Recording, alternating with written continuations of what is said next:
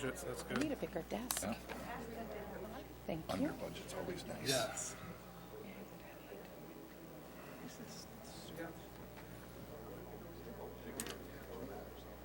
Okay, counselors ready? Counselors ready? I'd like to call this meeting to order. Please rise for the Pledge of Allegiance. Pledge of Allegiance. To the flag of the United States of America, and to the republic for which it stands, one nation, under God, indivisible, with liberty and justice for all. That's what we have to vote on that. State. Roll call, Twyla? Councillor Garrison, Present. Councillor Lunt, Here? Councillor McTevier, Here. Councillor Bickford, Yeah. Councillor Ward, Here. Councillor Pesky, Here. Councillor Brunel. Here. Thank you. And the first item, please. Good news and recognition. I know we have a few department heads here. If there are any department heads who have any good news or recognition they would like to share with the audience. I know I put you on the spot. I didn't mean to. And council? I don't think it's that there isn't any good news, but we have a lot on our plate tonight. Thank you. And the next item, please. There are no public hearings. It will be audience participation. At this time, those in the audience who wish to address the council may come forward to address items or issues on the agenda. Please use the microphone at the lectern, and please state your name and address for the record.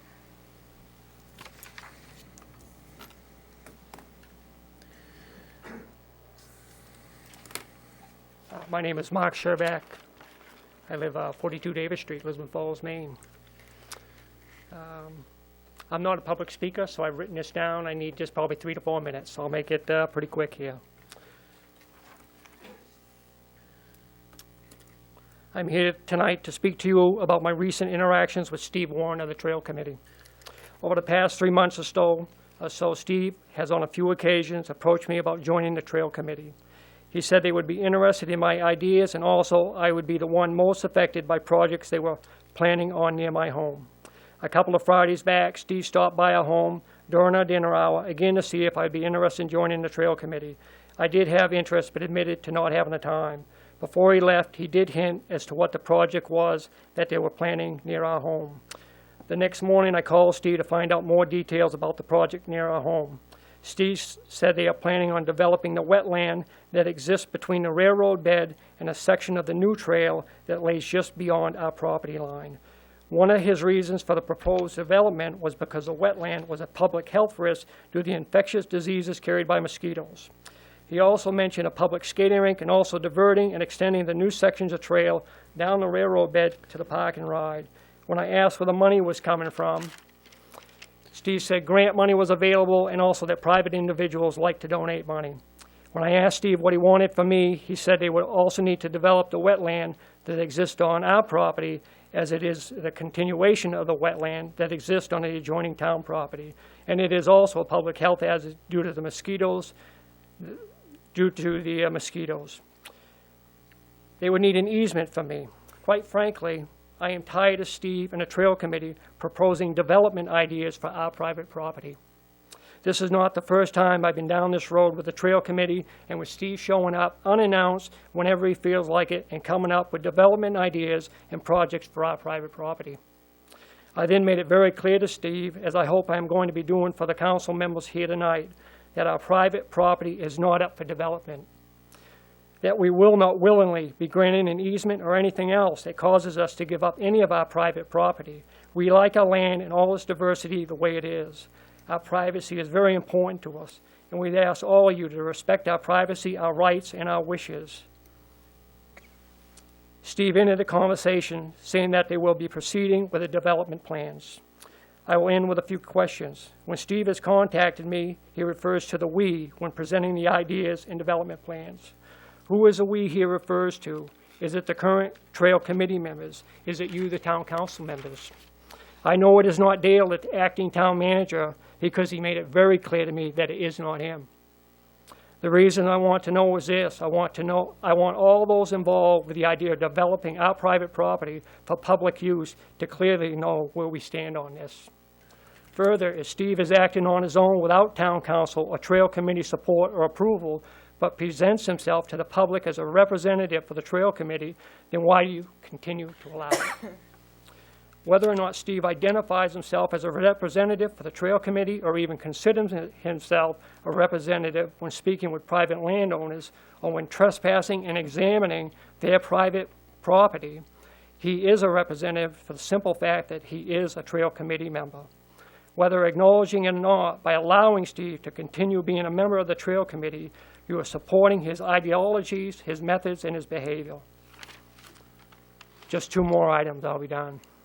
1, how do I and other private citizens keep Steve Warren off our property?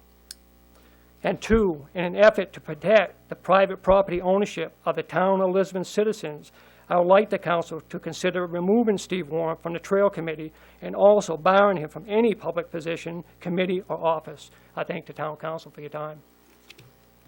Thank you, Mr. Sherbak.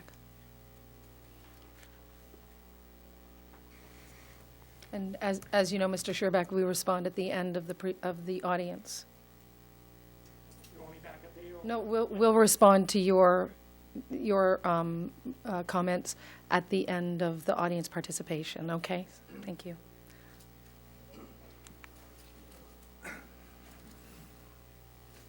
My name's Jeff Pulsifer, Lisbon Falls. I'm not much of a public speaker either. This has to do with the Trails Committee also.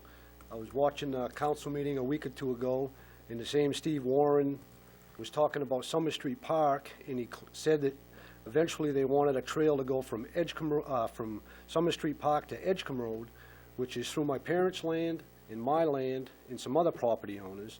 And as far as my parents are concerned, and I'm concerned, we do not want a public trail down there. We use this property ourselves for cutting firewood and shooting guns and other things that we don't need a bunch of people walking through there. And I would also like to make it clear that we do not want Steve Warren or any other members of the Trail Committee to go down there on that property ever again. I don't know if they have or not, and I don't have anything personally against any of the Trail Committee members because I don't know them. But from what I've heard of Steve Warren, he is pretty generous with other people's private property, and I don't think he'd feel the same way if it was his property. And that's all I have to say. Thank you very much. Thank you, Mr. Pulsifer. Is there anybody else who'd like to speak?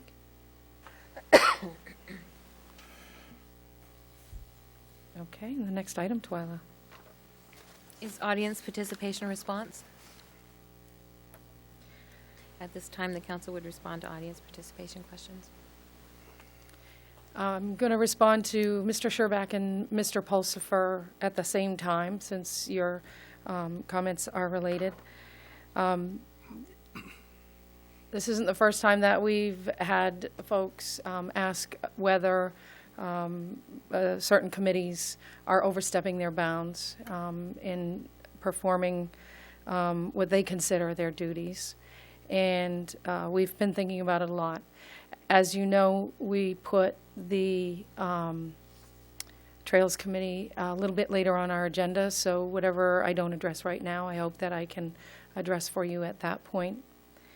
I understand, though, the basic questions that Mr. Sherbak had were who's the we, who the Trails Committee Chair refers to. I know that in recent months, it's not the council who he means, so I want to assure you of that. I suspect, and I'll ask him at a later time, but I suspect he means the Trails Committee, and we'll look into that. We'll also address the questions of trespassing and examination of property without permission, and I take to heart your concerns about his methods and behavior. It is concerning to council as a whole, and what we will probably do a little bit later on is expand on this for you. I hope that's a good enough response for you right now, and we'll continue to address it, and we'll make sure we stay in touch with you and make sure that your concerns are addressed. Okay. Next item, please, Twyla. is the consent agenda. Any counselor wishing to have an item removed may do so now. Order 2014-40 to approve the minutes of March 4, 2014. Make the motion to accept. I'll second it. All those in favor? Order passed, 7-0. And the next item, please. Under council orders, ordinances, and resolutions, Order 2014-41, the discussion regarding concerns raised about the Trail Commission. We added this item to the agenda because Mr. Olmsted let us know that he had heard some concerns from citizens about the chair of the Trails Committee. And when we brought it up amongst ourselves, we realized that each of us had heard concerns at some point along the way. So we wanted to address those concerns. We have had complaints from individuals that Mr. Warren approaches them without calling ahead or just popping in. It might be how he is used to doing that, but I know a lot of us like to have a little phone call ahead of time. Other concerns that have been brought to our attention are the question of meetings outside the regular committee meetings that are held without council advance approval or knowledge. And another serious concern is whether Mr. Warren is representing himself to individuals and entities as representing the town of Lisbon. I have been thinking long and hard about this, and I consulted not only with the town manager and some individual citizens, but I also consulted with council on this. And I just lost my piece of paper. Hang on. There it is.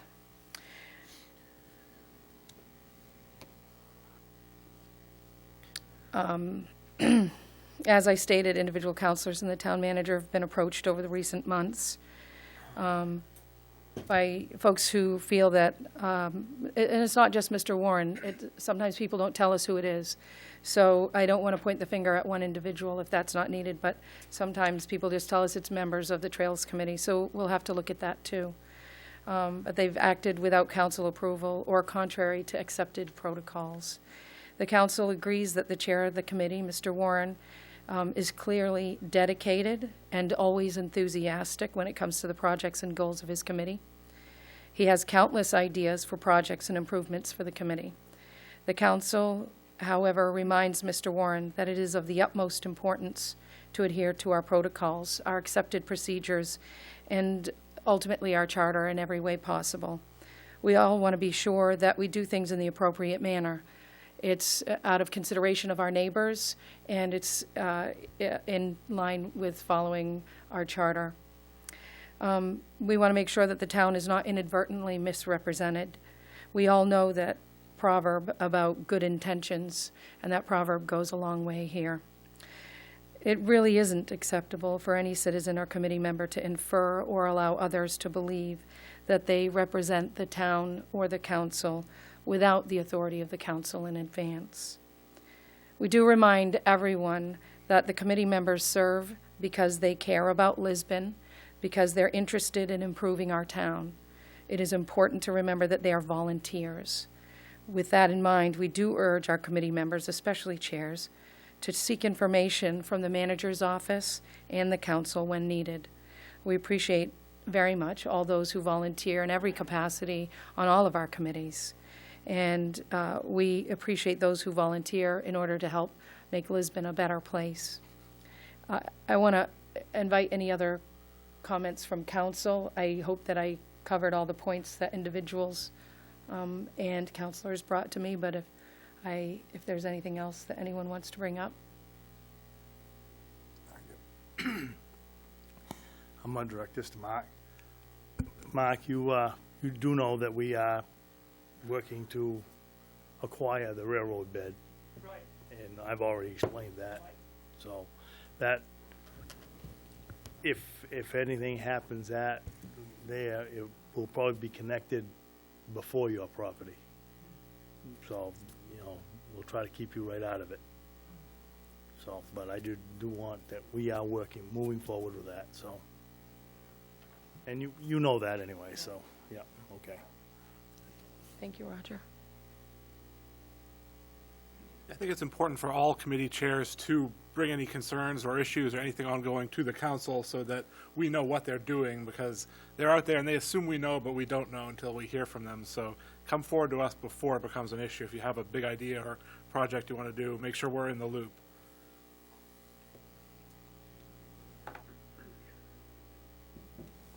I think one other thing that I believe that several counselors have brought up just during these discussions, in giving folks a call to find out how council feels. I think as council, we'll look at ourselves also to make sure that our committee chairs know what their responsibilities are and where their work lies, and make sure that they know those boundaries. I don't think it's entirely any individual's fault. I think most people try to just do a good job. So I think that we have to look at our responsibility to our committees also, and we'll look at that as well. And I think we've already started some conversations about that. Okay.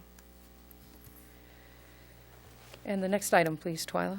Order 2014 criminal forfeiture. Chief Brooks?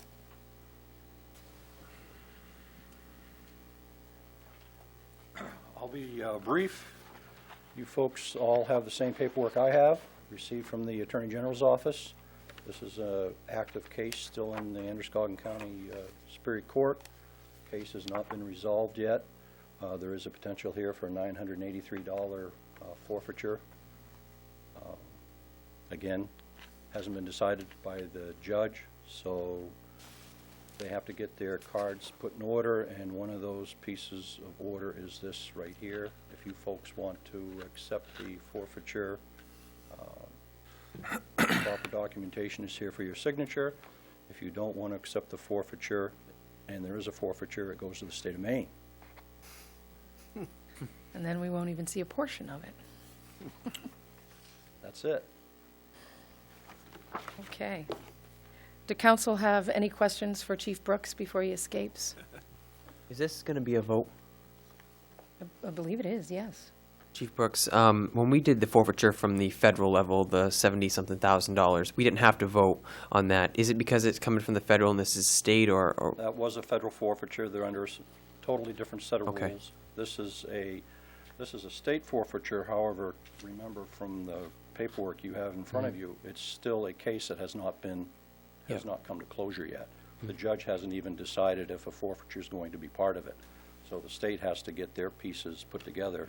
If it does go that route, then the municipality will accept it. If not, then if the judge rules there will be a forfeiture, then it'll go right to the state.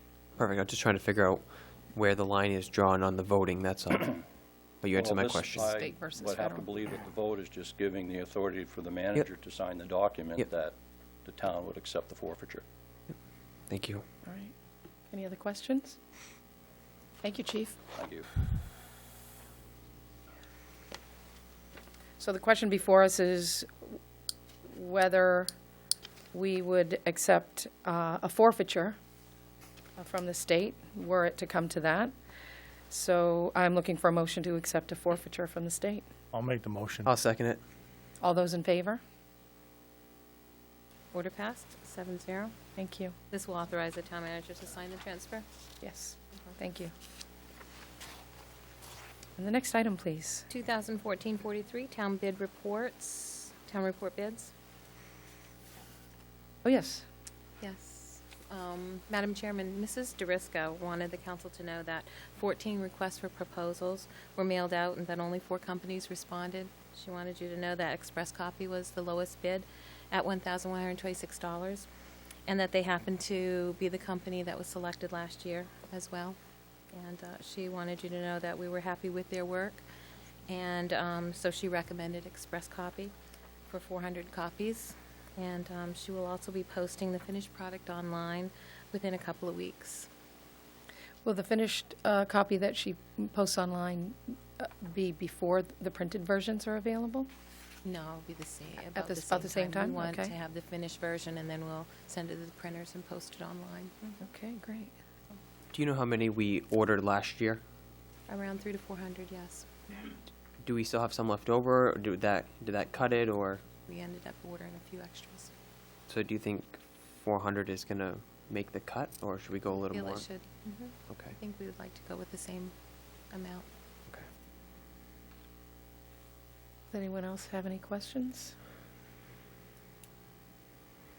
I had a sneak peek at it when I visited Jody's office this week, and all the departments have done a really great job a lot helping of to put work. it together. And we were very happy with Express Copy last year, so we are looking for a vote to accept, You want a motion? yes, I'll make the motion to accept express copy for $1,126. Second. okay, all those in favor? Order passed, 7-0. Thank you.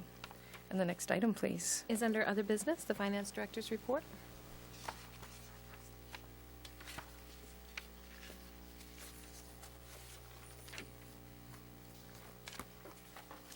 Hello. To summarize revenues for you, February brought in $182,507. State revenue sharing brought in $64,000 and is 68.95% collected, with $393,000 year-to-date.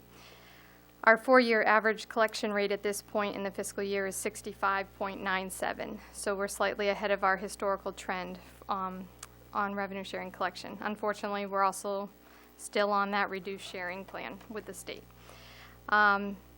Being slightly ahead of our average collection may be an indicator that the economy is picking up, since under the state revenue sharing program, we as a municipality are receiving a percentage of the applicable state revenues, including sales tax. So an increase in collection percentage can indicate there are more sales being generated throughout the state, so it's a good thing. Excise tax brought in $96,000 and is 62.58% collected, with $755,000 year-to-date. Our four-year average collection rate at this point is 58.34%. So again, we are above that average collection rate, indicating that new vehicle purchases are happening, which is good news all around. In February, we also received $22,000 for recreation programming, primarily before school and fitness center programs and solid waste recycling. So those two combined totaled pretty close to $22,000. And that's all I have for you on revenues, unless you have questions for me. Seeing none, moving on to expenses. The total expenditures for the month of February were $698,108. Of this, our personnel costs equated to $367,000, or 53%. This includes wages, benefits, and our insurance costs. Contractual services made up approximately 12% at $84,000. This was primarily due to waste disposal fees of $18,000, legal fees of $4,000, revaluation services of $7,000, street lights of $14,000, and MMA dues of $9,000. Part of that also, we have town building expenses of $20,000, which again relate to our electricity, heating oil, natural gas, and phone charges. Trail expenses equated to $160,000, or 23%. Repair and maintenance and supplies equated to just over 11%, or $83,000. And that is primarily due to fuel purchases of $37,000 and sand salt purchases of $34,000. I do have a few areas of concern. We are close to being overexpended on legal charges, and I fully expect in March we will surpass that line item budget. We are overexpended in the abatement account, and before the end of the year, I'm sure there will be a few more that come in. I continual account. And in the town manager line, I expect to be around 35,000 overexpended by the end of the year. Winter Public Works is overexpended by 48,000 related to the winter sand salt purchases. This, however, we could possibly cover with savings in the Public Works budget through some of the paving. If we don't do some of the paving, we can cover some of that overage, so. But other than those items, everything else looks to be within reason. And that's my report on expenses. Before questions, to update you on tax collection, as of February 28th, we have collected 59.12%, or $6.2 million of the total tax commitment. Last year, we were 59.9% collected. So we're on track where we've historically have been for this time of year. Tax payments have been coming in steady, as the deadline was yesterday. So you will see the bulk of collections come in, be reported in next month's report. And that's all I have for you, unless you have questions for me. I only have 2 questions this time. Sure. Under Finance Department, the 5,200 contractual services, was there an extra? That's from the postage. Okay. It's timing of because all of the postage, when I refill the meter, comes out of my line item Okay. budget, and then as departments use it, they reimburse us. All right, perfect. And next one was under Fire Department, 5,500, the lease purchase. Mm-hmm. Is that, our lease was it a little too much, It was or? a little more than what we budgeted, but I went as long as I could term-wise, and the rate was a little different than what was initially projected when we went through the budget process. So you'll see that that's a change in the lease amount, and you'll see that in the budget for this coming. What item is that lease for? The air packs. Airbags, okay. Yep, Thank you. you're welcome. I have a question on Winter Public Works. We all know it's been a hard year, and we're expecting to be overexpended there, but we're over by 50%. Is that standard for most towns around here, or do we under budget in the past? I think in our situation, it's kind of a hybrid of both, Yeah. but municipalities all across the state are far over yes, I'm sure they're all their over, budgets. yes, Yeah. yeah. And you'll see as the budget presentations go on, I have some of that historical information for you to see where we've been budgeting versus where we've been spending and where that kind of falls. Yeah, I think we need to get that into alignment with reality in some places. I couldn't agree more. I think the one large over expenditure that we've seen that you brought up for us is the town manager's budget, and I actually brought that up with Dale and asked him to give us a little insight into that. Well, the over-expenditure, Uh-oh, your microphone. I'm sorry. The over-expenditure results from basically hiring an interim manager as you're paying out your former manager. And in realizing that there's going to be an overture, I've taken on certain initiatives that I think will cut various costs within the town to hopefully offset all or if not most of that overage. To give you an example, typically the town of Lisbon hires legal counsel to represent them at the bargaining table when you collective bargain with your units. I have a lot of background in collective bargaining. I'm taking that on while I'm here. I think the savings just for that that component will probably be in the $6,000 to $7,000 range. I got involved in a case recently and determined that the wrong legal firm was handling the case, number one. Number two, and I can't go into specifics here, but a claim had been filed with the Human Rights Commission that was never submitted to the insurance carrier. So once I realized that had happened, I made sure the insurance carrier received the complaint, albeit a couple of years after the fact. And with a fair amount of persuasion, we convinced the insurance company to take the claim on. The claim was settled last week, and I believe the town, as a result of diverting that through the right channels, saved about $26,000. So I'm confident that in the short time that I'm here, I'll be able to produce savings for the town that'll offset this overage. Not many towns have town managers that pay for themselves. Questions from council? Thank you, Dale, and thank you, Jessica. Thank you. Next item, please, Twyla. is new business. At this time, those in the audience who wish to address the council may come forward to address issues or items not on the agenda for this meeting. Please use the microphone at the lectern and keep your remarks to 3 minutes. Remember to state your name and address for the record.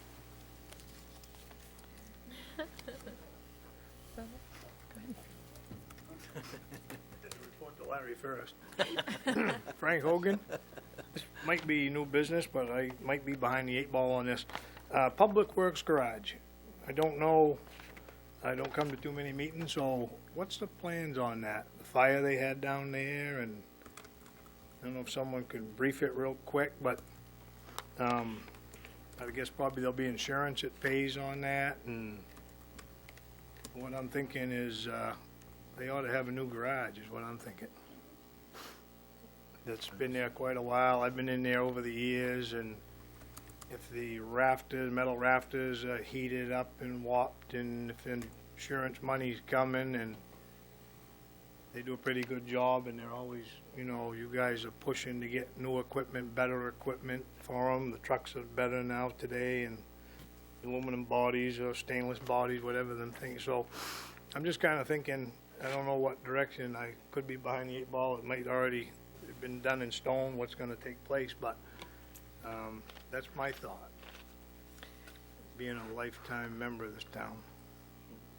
I think there's still a lot of work with the insurance company that's going on, but Okay. Mr. Olmsted, do you have a little more information you can help us with? I do. Let me give you an update. There are really two pieces. There's the loss of the truck and then the damage to the building.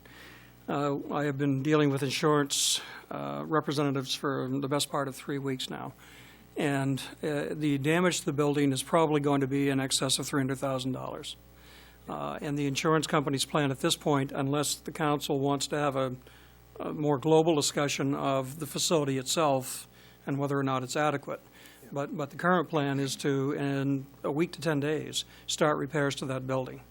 The insurance company will pay 100% of those repairs. We're working with Hebert Construction, or I should say the insurance company is out of Lewiston. They're the one generating the estimate. We're actually meeting tomorrow with Hebert Construction, going through the building, looking at their work program to be sure that we haven't missed anything, and then the insurance company, Hebert Construction of the town, will negotiate a final price. But even though we settle on a price, once you get into the work, or work like that, you know you're going to uncover things that you didn't expect. Right. The insurance company will not walk away once they give us a check. They will be on the hook for those unexpected expenses. Keep it open-ended a little bit? Yes, So-called, yeah. exactly. But the repairs That's not a big deal. will not impact the inadequacy of the space, Yeah. and it is inadequate, Yeah. based on my knowledge of Yeah. public works facilities. The truck issue is clearly negotiable. We were given an offer right out of the gate, which we rejected. That offer's been doubled. We're still rejecting the offer. And we have some hard negotiating to do on the truck, Yeah. but we will get there. Yeah, okay, well, I was wondering if it's up in the air. I mean, that was my thought, my opinion was, maybe we ought to go for a new garage. Well, If we, I couldn't agree more, check, but yeah. that's not a decision that I'm going to make, certainly. Yeah. But if the town or the council wants to have a discussion about that, yeah, that needs to happen very soon, because repairs will begin within a couple of weeks. yeah. Because, I mean, if they gotta, Hebert would know, the insurance, whatever, but if they gotta do all the steel girders at the top and, maybe it's something to look at. Right. Maybe we should look at it. Yeah, my understanding is that in recent history, you've gone to the voters twice asking for bonds to replace the structure, and both were rejected. Well, this So- one here, there's gonna be an insurance money that That's could help correct. offset They would people's be, thoughts. if we were to settle out on a single check, we'd probably be in the $300 to $350 range. Yeah, That doesn't build a facility that you need. no, I know, Yeah, but but, it helps. yeah, You know what I mean? It's absolutely. better than nothing there. Thank you so much for your question, Mr. Hogan. What's that? Thank you for your question. Oh, yeah, okay.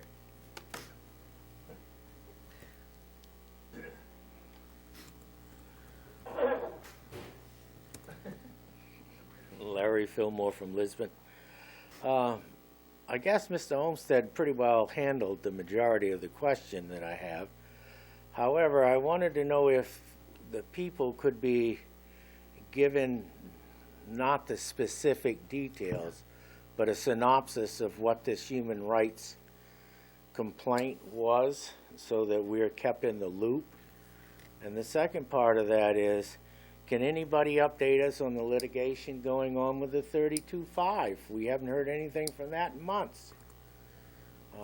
I think the people ought to be kept in the loop on these actions that are going on, instead of just dying out and going into Never Never Land. Thank you. Thank you. From what I understand, Larry, I'm sorry to say that the human rights issue is a personnel issue, and so we can't discuss it. But I will tell you that I'm confident that it was extremely well addressed by Mr. Olmsted, and we just wish we could have done it sooner, but I think he did very well by us. In terms of the litigation update, I think we'll have to get back to you on that, but maybe we can look into that. And if you could send a quick email, which I know you're very good at. I don't know if I can handle that. Send a quick email to Mr. Olmsted for us, and we'll see if we can address that for you. Okay, thank you.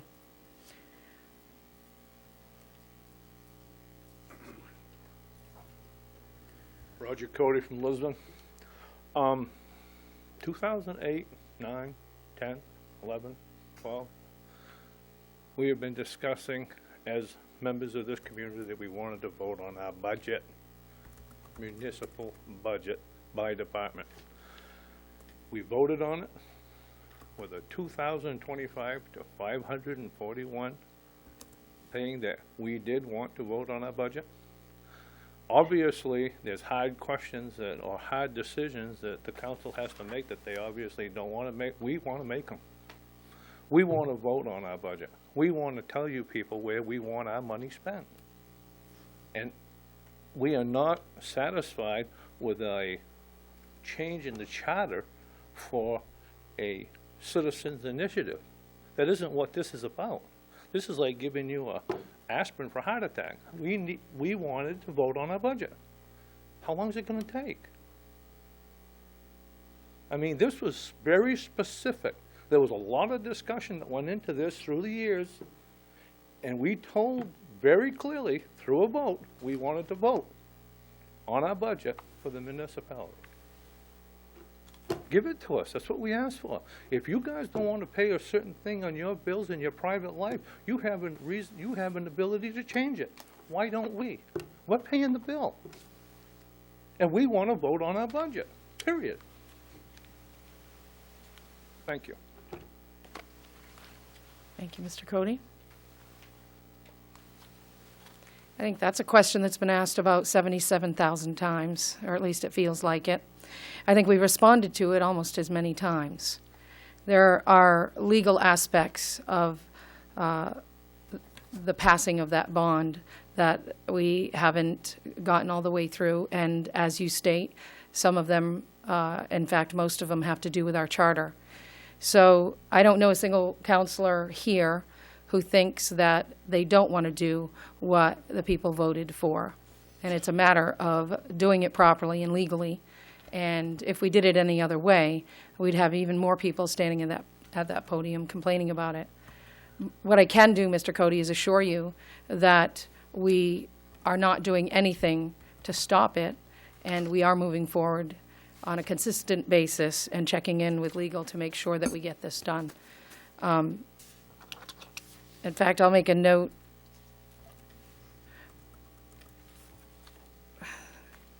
I'm going to recheck with legal, and I'll talk with Mr. Olmsted to bring him more up to speed on that. Because I don't have my notes on that here with me right now, okay? But we'll be back in touch with you and find out more information for you for a better update than this. Anyone else? Okay. Next item, please, Twyla. Is the council response to new business? Oh, I did that without permission. Next item would be, there are no appointments, it would be council communications. Okay. Any counselors?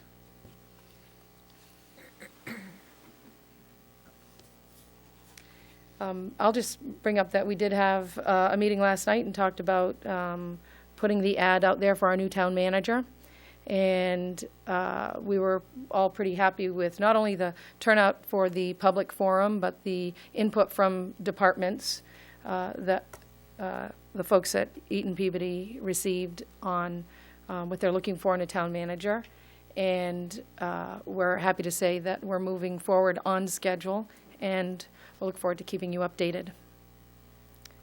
That's all I have. Anyone else? Okay, and the next item, please. Is Order 2014-44 to adjourn to the budget workshop? Make the motion to adjourn to the budget workshop. I'll second that. All those in favor? Order passed, 7-0. Okay. We'll take about a 3-minute break. Sounds good. Can we take a 3-minute break? And then we'll go right into the workshop, because I know people are ready to go with a couple of things. And that way, folks who are here just for the council meeting don't have to stay for the workshop if they really don't want to. Twyla, did we decide to televise the workshop, or are we? Are you? Yes, We can turn it back on in a few minutes. Oh, yeah, I believe we're televising all budget workshops. yeah.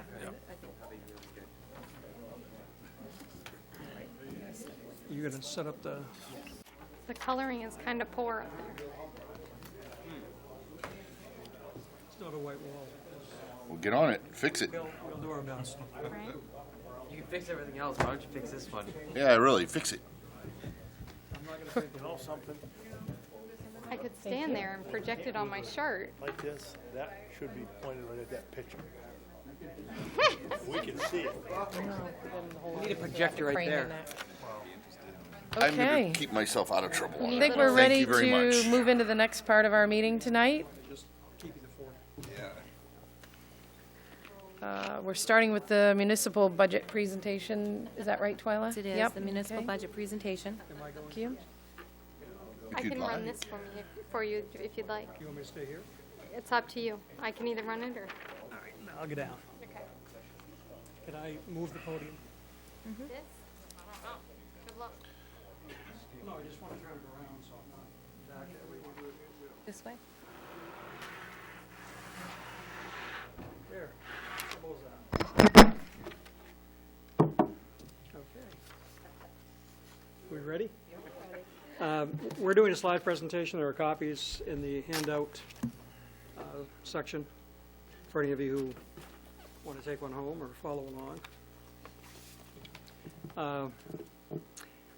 Disclaimer before we start, I haven't given a budget presentation now in a couple of years, and this is a budget that I'm still learning about, so there's going to be a little rust factor going on here, so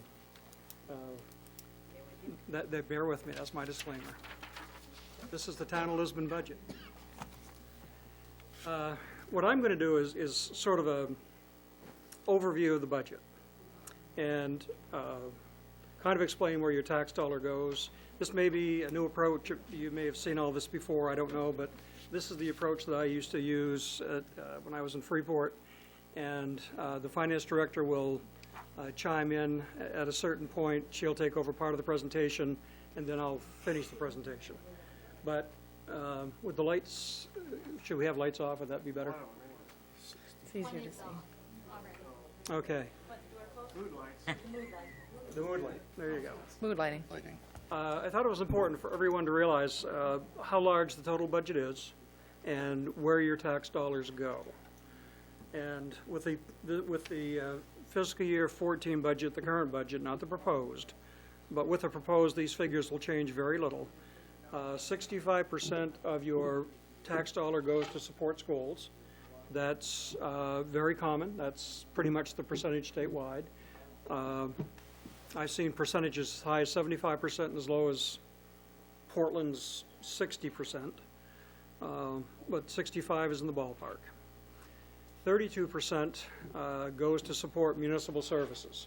That's fire, police. I typically say fire, police, rescue, but that's not, I'm not in the right town to say that. General government, solid waste, public works. They get about 32 cents of every dollar to function. Then county tax takes 2% of your tax dollar, every dollar you spend. There's always been a great debate on whether you get your money back as a result of paying how much in county tax here? 500 and, yeah. When I was in Freeport years ago, we asked the county commissioners if they would come in and share with the council what the council got for Freeport's $700,000 in county tax. And to our shock and surprise, they didn't show up for the meeting. So we never did find out where our money was going. And then debt service takes about 1% of every tax dollar.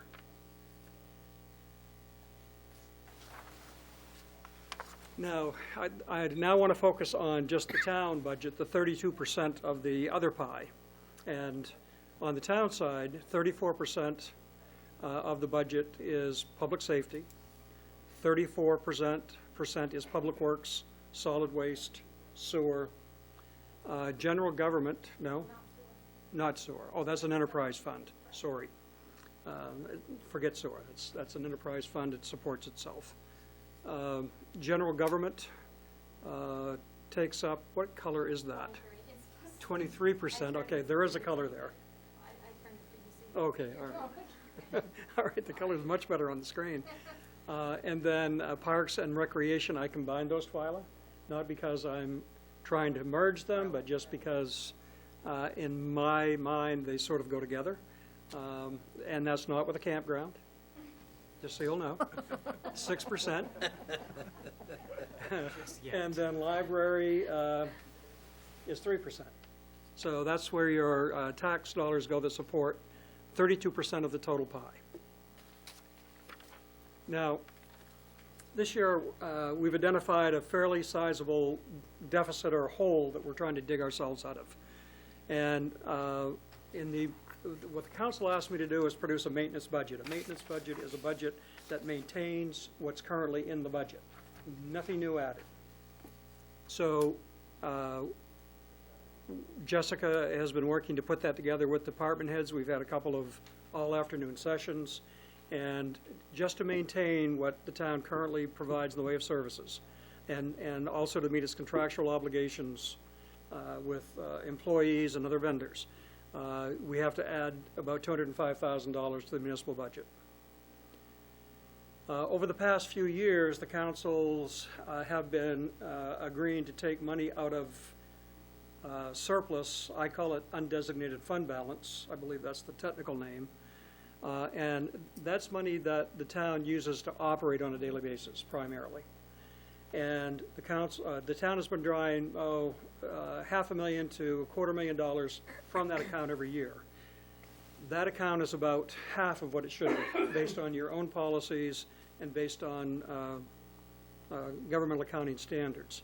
And that creates problems. It creates problems in simply trying to manage your weekly bills. It can create significant problems if you have to bond, because it can have a negative effect on your bond rating. So I'm suggesting that that drawdown stop this year. And that leaves a $250,000 revenue gap in your budget, in your FY15 budget proposal. The next big item, much smaller than the first two, however, but a big item in itself, is the water department has a rate increase, and that rate increase is $55,000 to the town of Lisbon. And then, yet again, the state legislature decides that it's not going to honor its obligations, constitutional obligations, I should say, to provide the appropriate amount of revenue sharing to municipalities. So that's a loss, another loss of $50,000. So what I call the hole that we have to dig ourselves out of is $560,000, give or take.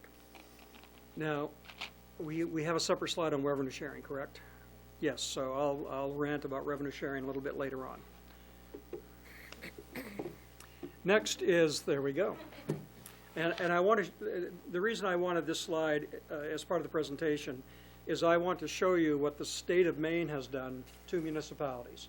And this slide could be used for literally any town across the state.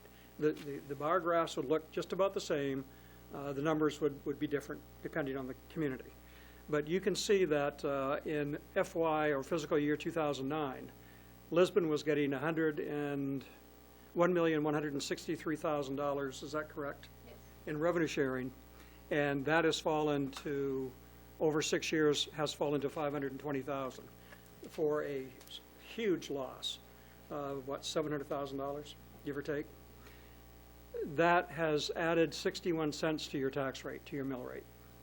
Now, this is where I want to sort of explain revenue sharing. Take a minute and explain that.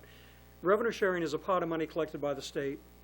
There's a number of taxes that are in the pot, but the primary pot is filled with sales tax. And the state is supposed to then take 5% of those revenues and give them back to municipalities on a very complicated formula. That formula involves population,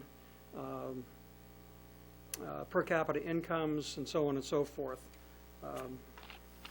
As one legislator told me one time, that the formula was developed by someone who passed away and nobody understands it.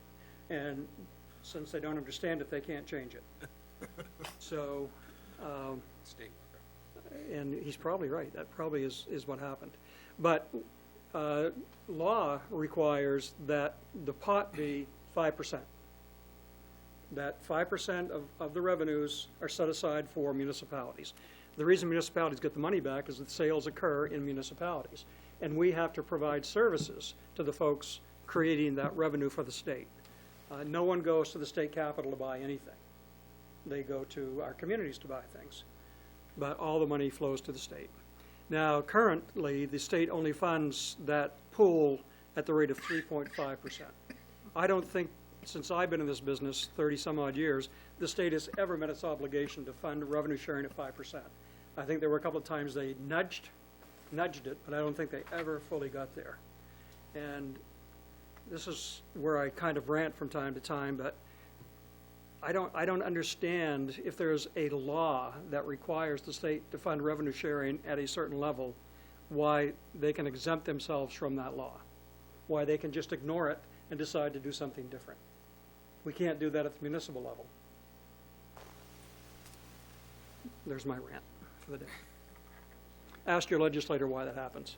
They'll explain to you, let me go on with my rant, that the state can't afford to give you this money because they don't have it.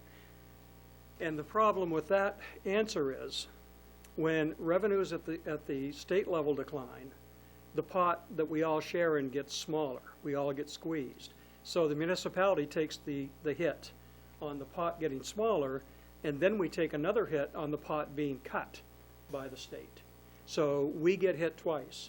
And legislators understand this. They clearly understand that. But it's politically an easy way out for them to simply pass their problem down to the next level, which is the municipalities. I'm done. Okay.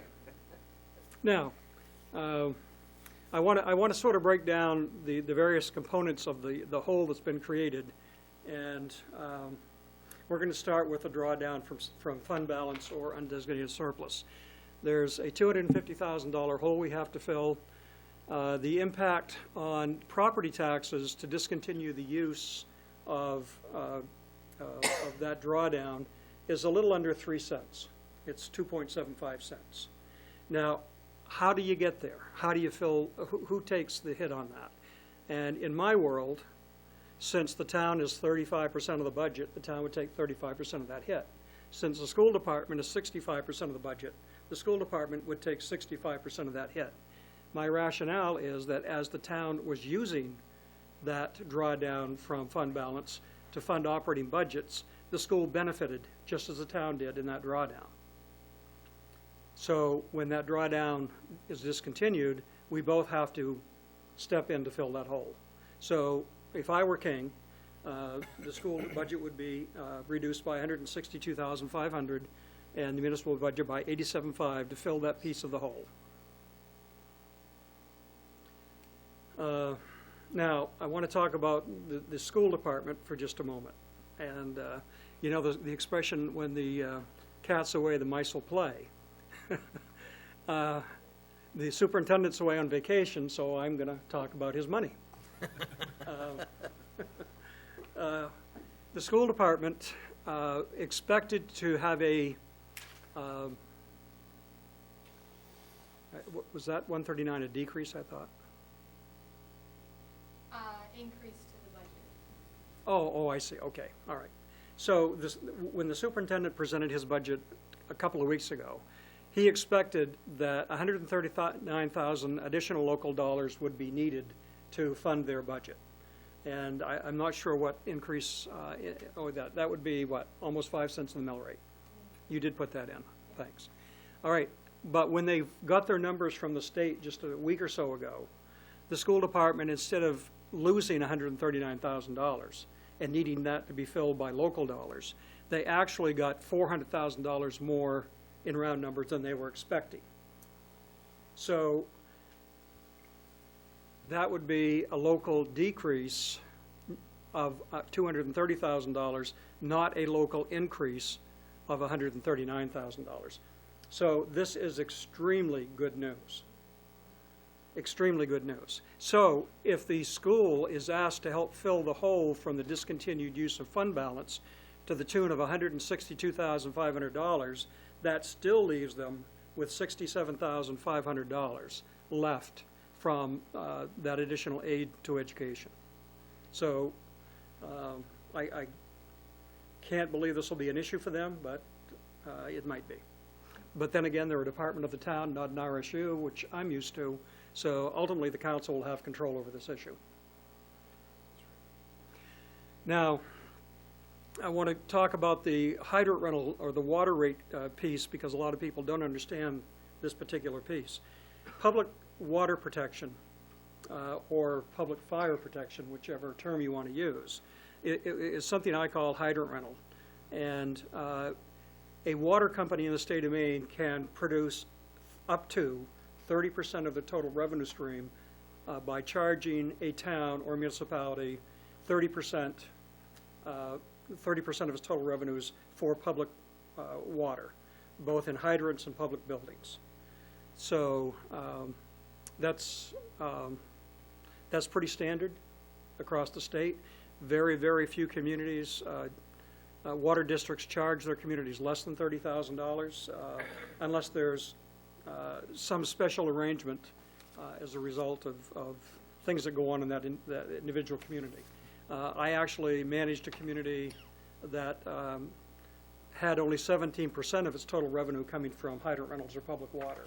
But that was because the town stepped in and decided with public bonds to build 2 water tanks that the town owned. So because of that, we negotiated a lower percentage rate with the water company. And the reason we did that is I could line those tanks with cell antennas and generate over $250,000 in revenues for the town, which they still enjoy today.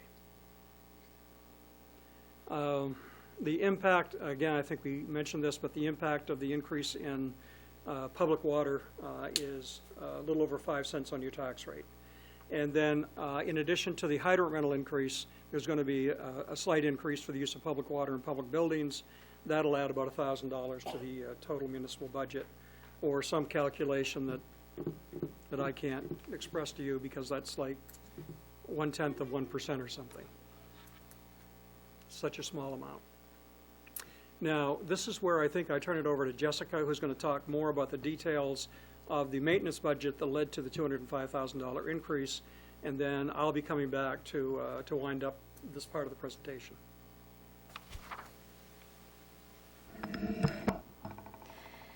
So with the maintenance budget, for FY15, we're looking at a budget of $7,630,108. That's an increase of $205,458, or 2.77% over FY14.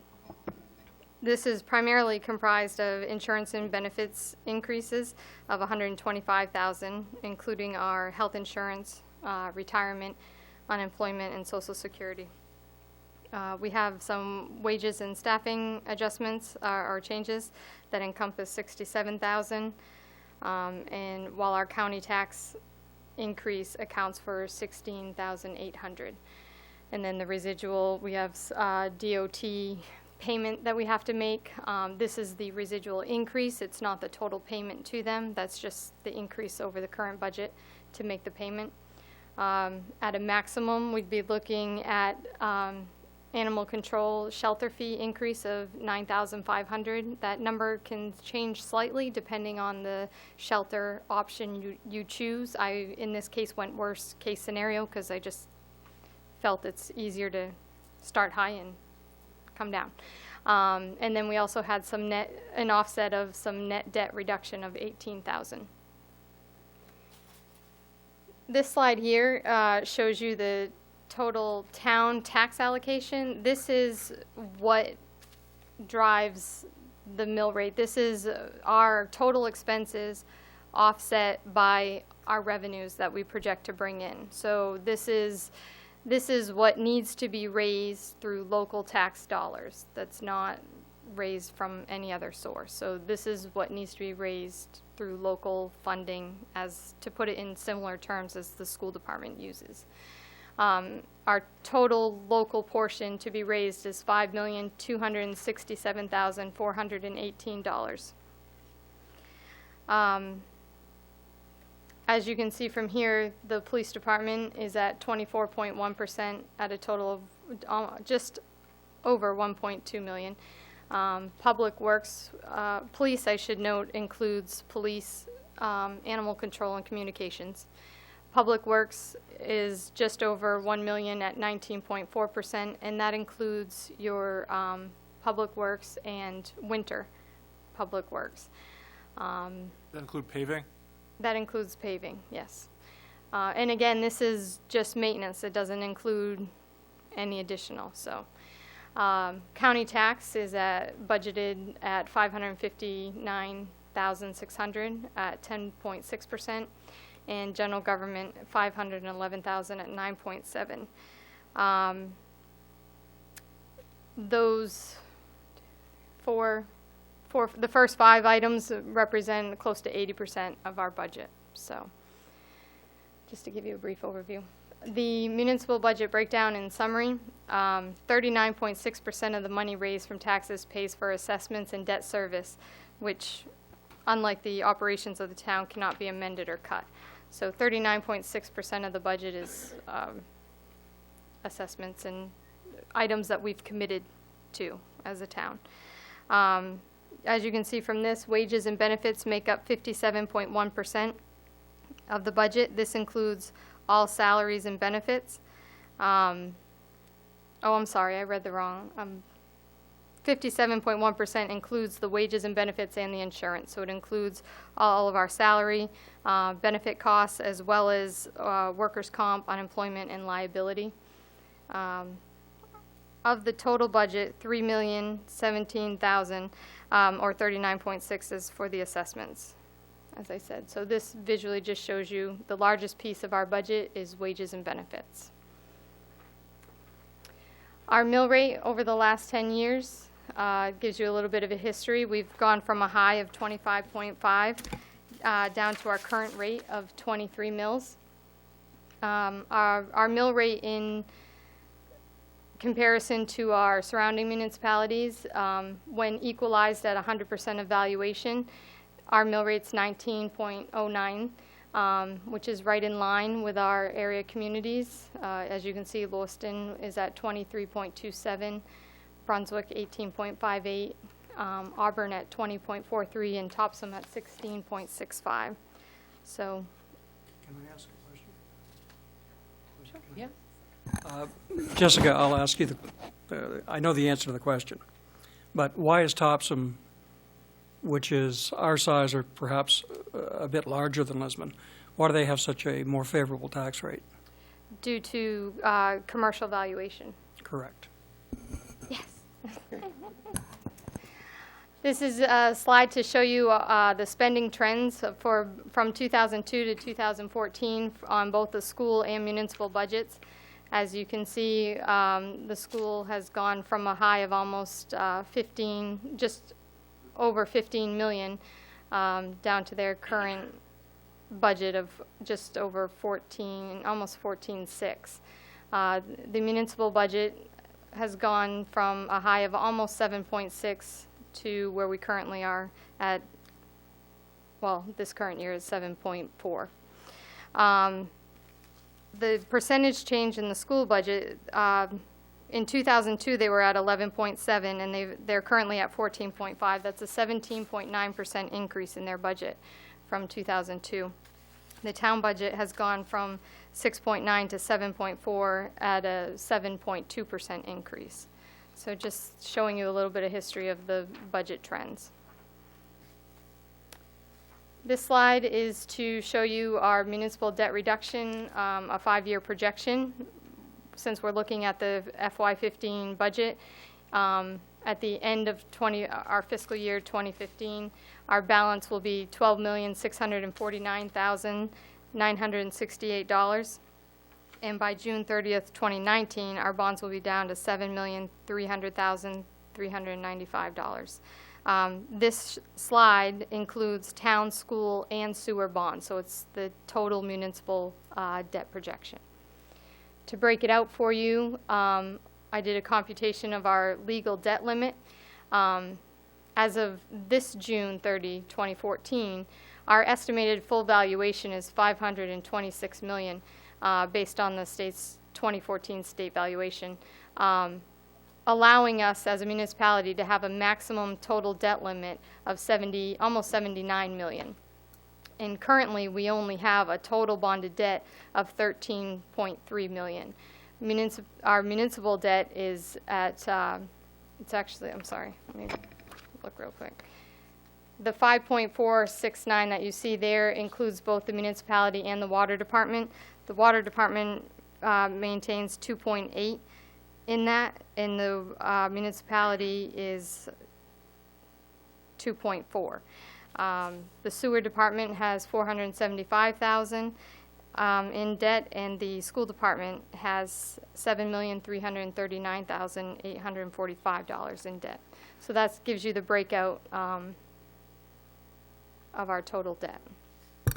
Jessica, you had mentioned water. Yes. What is that number again? I didn't see it on here. 2.8. 2,810,353. Thank you. You're welcome. This slide just takes you through, given the parameters of a maintenance budget.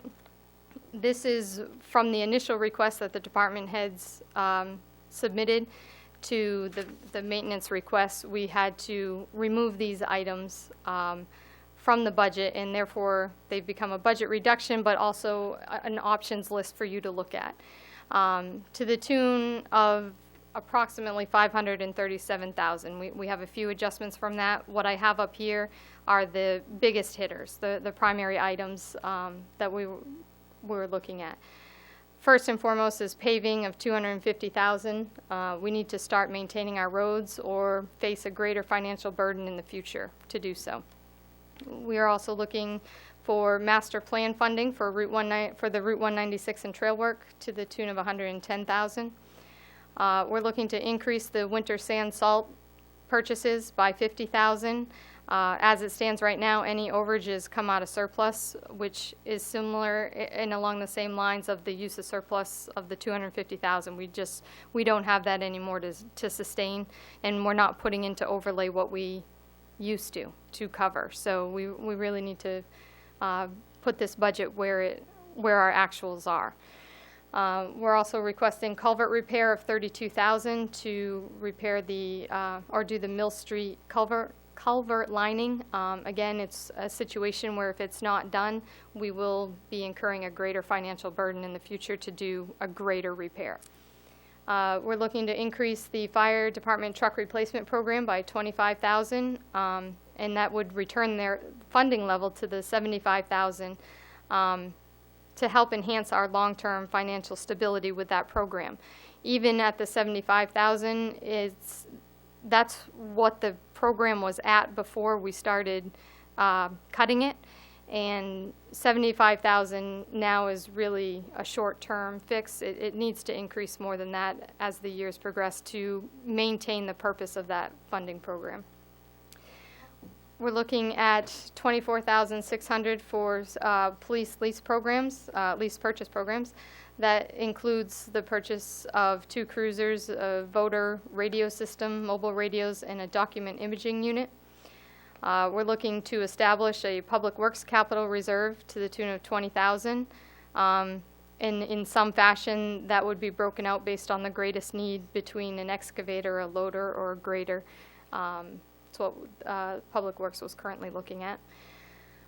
We are also looking, we could tentatively have to come up with a trail match of 20,000, depending on the trail project. DOT is looking at increasing either the scope or there's some financial burden with the project that we may need to come up with an additional $20,000 match.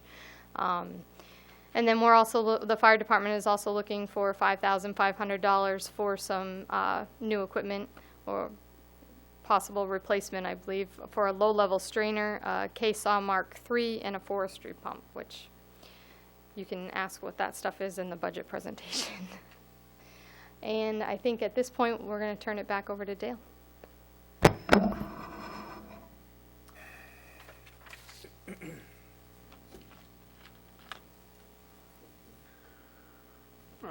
I'm going to take you back to the budget deficit. And again, it's a $560,000 issue that we have to deal with. And I think things that you can do to deal with a deficit in the budget is either increase taxes, cut budgets, or a combination of both. So again, I want to remind you that the hole that we're dealing with comes from fixed costs of 205. The discontinuance of use of undesignated fund balance of 250, water rate increase of 55 or hydrant rental, and revenue sharing loss of $50,000. All right, that's going to take me just a minute to familiarize myself with this slide. Oh yes, again, there's something on this slide that probably everyone will dislike. I try to put things on here that at least everyone could find fault with something. That gives us something to talk about. But some of the things that I feel the council ought to consider to eliminate this deficit is develop a pay-as-you-throw solid waste system. Most large towns in the area have already adopted this type of system. In my mind, it creates fairness and it increases recycling. Thus, it increases your recycling revenue, but you only pay for the solid waste that you produce. You don't pay for someone else's solid waste by virtue of a mill rate and the value of your property. I believe the town ought to aggressively pursue getting a cable TV franchise agreement in place. We haven't had one in this town in place since 2006, 2007. The value of that agreement annually is a minimum of $75,000. We have surveyed towns similar in size to Lisbon, and we feel that number could be in excess of $100,000. But that's a lot of money that's on the table and not being collected. I'm often accused of not explaining. Things become so common to me that I don't explain things thoroughly and confuse the public. So cable TV franchise agreement is simply a percentage of revenue given back to the town that's collected by the cable company, which is Time Warner. This is very, very, very similar to revenue sharing. They share the revenue with the town. They don't give it to you willingly. You have to negotiate it. You have to ask for it. And so we should ask for it, and we should ask that those revenues start flowing to the town on July 1st or sooner. I have already put together a model franchise agreement that I would propose for Lisbon, and hopefully we're going to have an executive session with the town attorney on April 1 to talk about those negotiations and get those underway. And the town attorney and I hope to have a meeting with the company sooner than later. The person with Time Warner that negotiates these agreements is on vacation, so we can't get to her until the, I think, 27th or 8th of this month. The other common question that I've been asked about the franchise agreement is, won't this send our cable rates higher? Won't it just be passed through? And the answer is twofold. It shouldn't increase your rates, but it will be passed through. If you go on Time Warner's website and you look at the rates they're charging for all their communities, it's all the same. They don't charge less in Lisbon because we're not collecting this fee. They're charging the same rates, and this additional money is going to their bottom line, their profit, and not coming back to the town. Users in this town are not getting a break because this fee is not being collected by the town. And you can go on the web and, just as we did, and look at their rates. They publish them. I've asked department heads to look at their the fees they charge for various services that the town provides. Jessica's involved in a user group that's putting together a number of these fees. My position is that the general taxpayer ought not to subsidize applications for various approvals in the town of Lisbon. And when I learned that to go to the planning board, which probably costs the town close to $500 with advertising and staff time and so on, and the applicant pays $50. Well, the other $450 comes from the general taxpayer. So that needs to be addressed, in my opinion. And I think that when we get through the process we're going through, it'll probably raise revenues through fees and fines by at least $10,000, perhaps more. So if the council were to agree that we are going to just do those three things, that's $185,000. And then we take the $162,500 contribution from the school to help fill in the hole created, or the gap created by the discontinued use of revenue sharing, and all of a sudden the $560,000 hole now gets dropped to $212,000. So we've filled a good portion of that hole.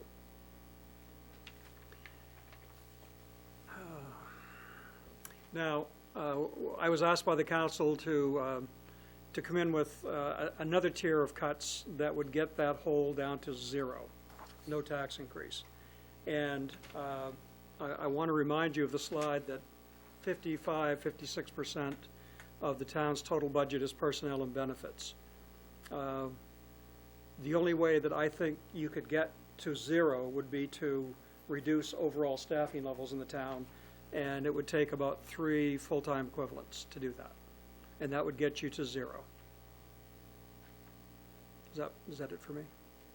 So, here we go with my, there's some opportunities out there the council ought to consider. And one is, we've talked about, is a cable TV franchise agreement. Yes. Update your current fee schedule. Number 3 is not a lot of money. There's probably $1,000 or $2,000 that can be saved if the operating hours at the town and library were reduced to 4 and 5 days a week. And in my opinion, the reason you ought to consider doing this, and a number of communities have done this, and very successfully, is public service. Right now, when we come to work in the morning, there are people in their cars waiting to do business, and there are people who come in at the end of every day sharing with us how difficult it is to get here before we close, because we have bankers' hours. And under my proposal, we would open this building at 7:30 and stay open till 6, 4 days a week, allowing the public to come in before their workday and after their workday to do business. We tried this in the town of Freeport. Everyone thought it was a terrible idea initially. The council said, let's do it for 6 months and get public reaction. We did it, held a public hearing. A half a dozen people came to the public hearing and said, please continue. This is so good for us. We can actually now come in and do business during these expanded town hours. I've talked to all the employees here about the possibility of a 4-day work week. I think one or two have concerns about childcare and a couple of other issues, but everyone said that they could make it work. I can tell the employees that 4 10-hour days is a long day. I experienced those for 15 years in Freeport. It's a long day. So, but from a public standpoint, service standpoint, in my opinion, it's the right thing to do. The other thing that I've looked at since I've been here are your financial policies, and I'm not suggesting that you don't have good financial policies on the books, but I'm suggesting that you ought to update them, and there are some policies you're lacking altogether. And keep in mind that your financial policies will establish goals over long periods. And when I was in Freeport in 1982, I made the same observation, and over a 3-year or 4-year period, we got the appropriate financial policies in place.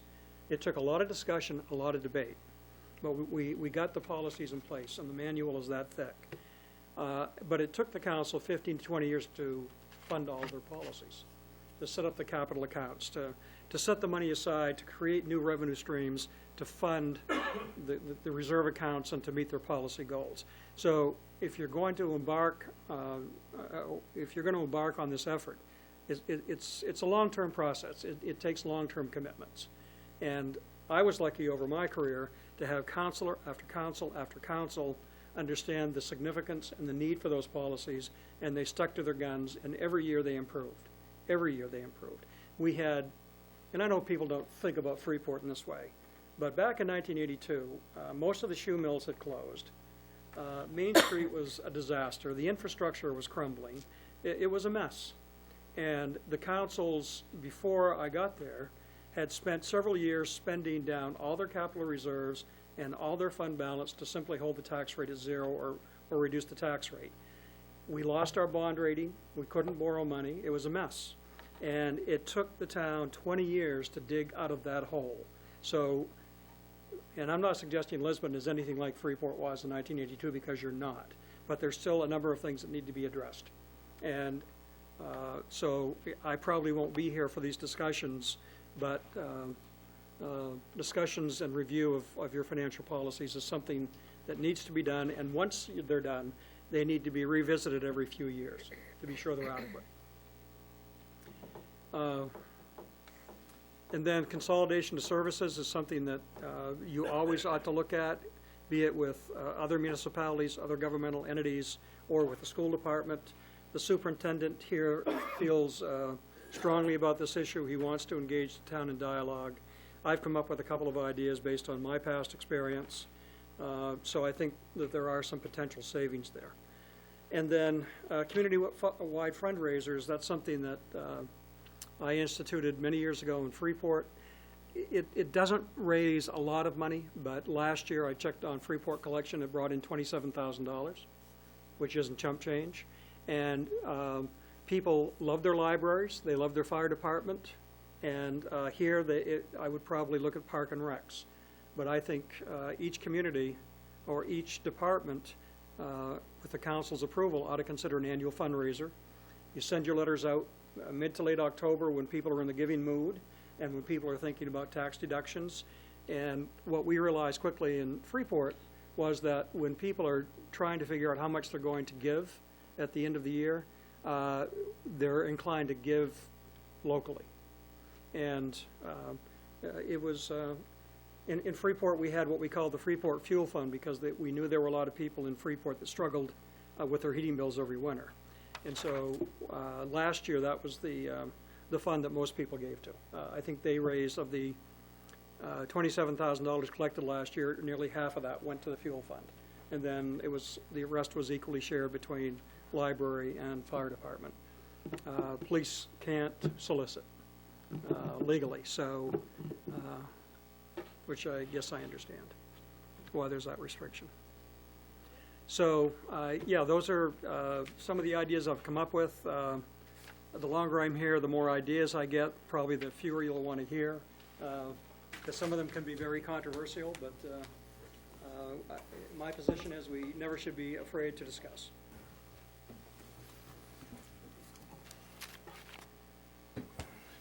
Thank you. Thanks, Dale. And Jessica. And we'll move to the next item while we move forward.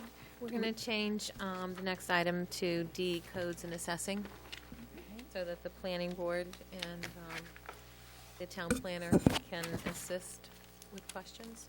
Okay.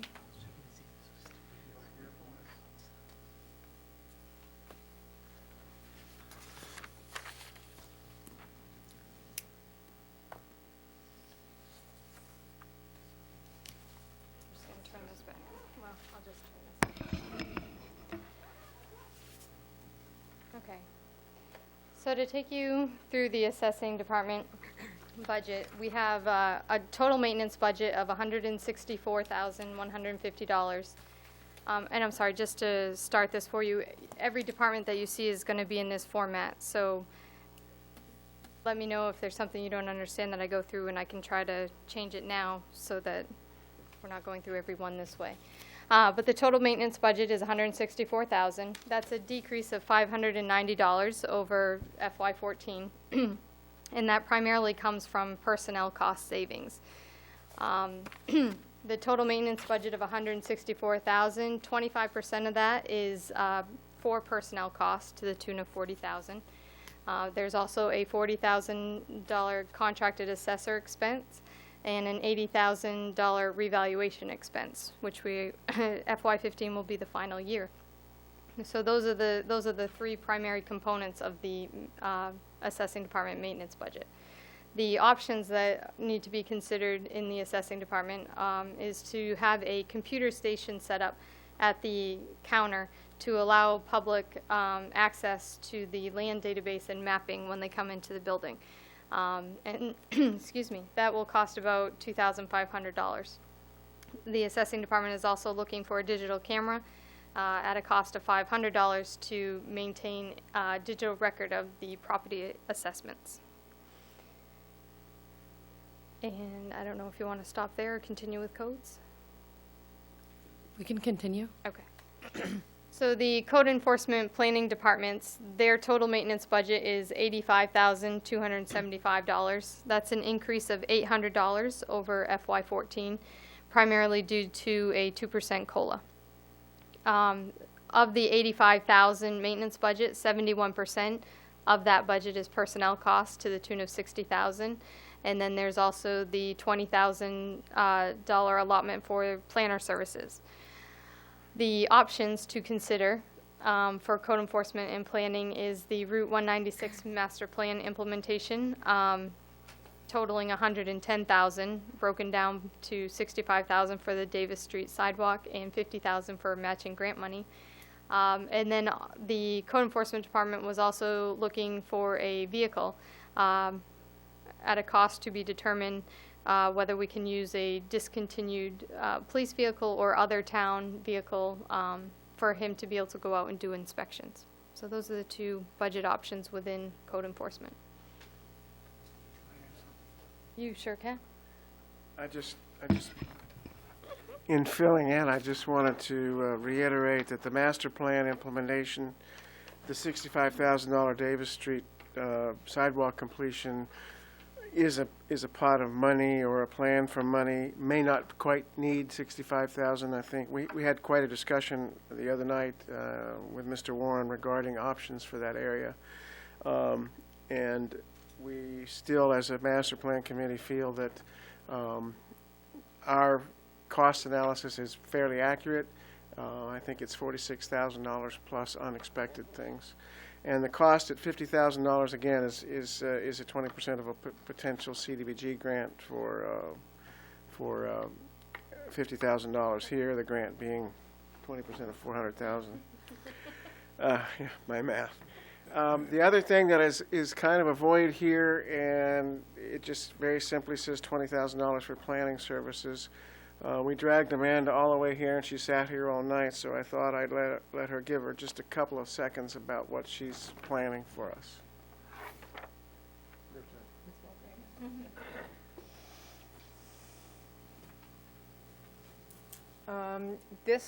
The 20,000 is basically keeping the same level for contract planning for this next coming year that we've had these past couple of years. And we've had some initial discussions about what we'd like to continue on with in terms of the planning. Primarily is going to be continuing to work to implement the master plan. We do hope to be working on some actual implementation in the next year, so that requires a lot of prep, and especially looking into the grants. We do have follow-up to do on transportation, coordination, and planning, and the planning board continues to try to get through as much ordinance work as is reasonably possible. We are about to give you the design standards and guidelines for Route 196. We are also pretty darn close to a revised sign ordinance, and we have a long list of continuing work to do on that. And I would just also add one more plug for that. The $50,000 match is also a pretty important one, because that one is going to leverage a rather large grant if we can get it, so that investment will really pay some big dividends if we can work the numbers right and get that be successful with that grant, and that would be for the Lisbon Falls downtown 196 area. Great. Thanks, Amanda. Could I just want to be sure people understand what CDBG is. It's the Community Development Block Grant. Is typically federal money is sent down to the states to be administered, and there's competitive applications made by communities around the state. And typically $400,000, I believe, is the maximum amount that you can apply for. It's been a while since I've dealt with these. This last year, the max has been $400,000. 400,000. Okay. And so we never know from year to year if it's going to Right. stay, but that's what we're going on for. Okay. Well, I've had a lot of experience with CDBG grants over the years, and I can tell you two things. Number one, based on what I've learned and seen in Lisbon, I think that you would stand a great chance of getting funded. But I can also tell you that if you don't have the match, you don't get the grant. So you're going to have to invest $50 to get $350 federal dollars. And Freeport has used these over the years. We became ineligible because of the prosperity in Freeport and the increase in per capita income. But I don't believe Lisbon has had a CDBG grant for a number of years. Or have you ever had one? Yes. You have, but it's been a while. Well, right now, there is one for the Korea Center, which is a public service grant. Okay. All right, but not nearly 20,000. 20,000, very small amount. Yeah. So, I mean, if you're looking to attract significant amounts of federal dollars to really do some infrastructure improvements or other improvements, you've got to have the money. Because one thing you have to do when you apply is indicate that you have the match.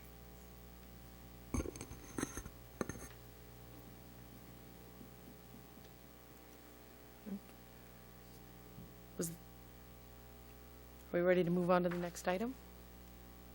I think at this point it would be more discussion on behalf of the council. If there are any questions on these two budgets or thoughts, I think at this point that's our pitch to you on what we have in place under maintenance and what we have available for options, and it now would be more discussion on the viability of those options.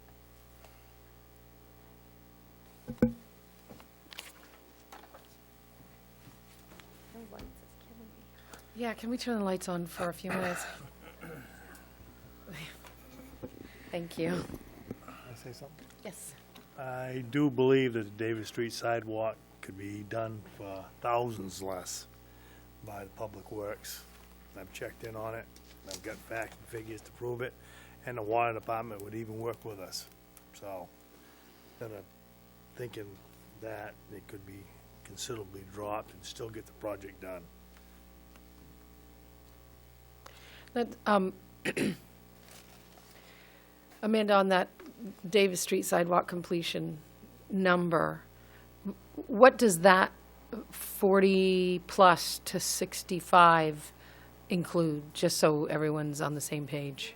Those numbers were based on, as I remember it correctly, when the current trail project went out to bid, there was an alternate bid that contractors submitted for Davis Street sidewalk section. we took what the contractors submitted for their costs, which is, on the Wright Pierce end, that's exactly where we would get our costs from, is what are the recent bids that contractors are using. We then applied that for materials and labor plus contingency to the Davis Street sidewalk. We took out a few things that we knew weren't going to be applicable, and and made some reductions. So we do know that it's high because those numbers that we use from the contractors include labor and materials, and we are going to see some savings in terms of, if it's a public work project, we're not, sending it out to a contractor. So we're getting some of that savings, but we just don't have the precise number worked out for it at this point. So I'm not in disagreement with, that we're going to be able to reduce that. We just want to find a reasonable way to put in a placeholder. And in terms of, Can I finish? Go ahead. The other part that included was a per foot extension because the trail ended before it got to 196. So that cost does include the extension, or projected cost of extension, all the way to 196.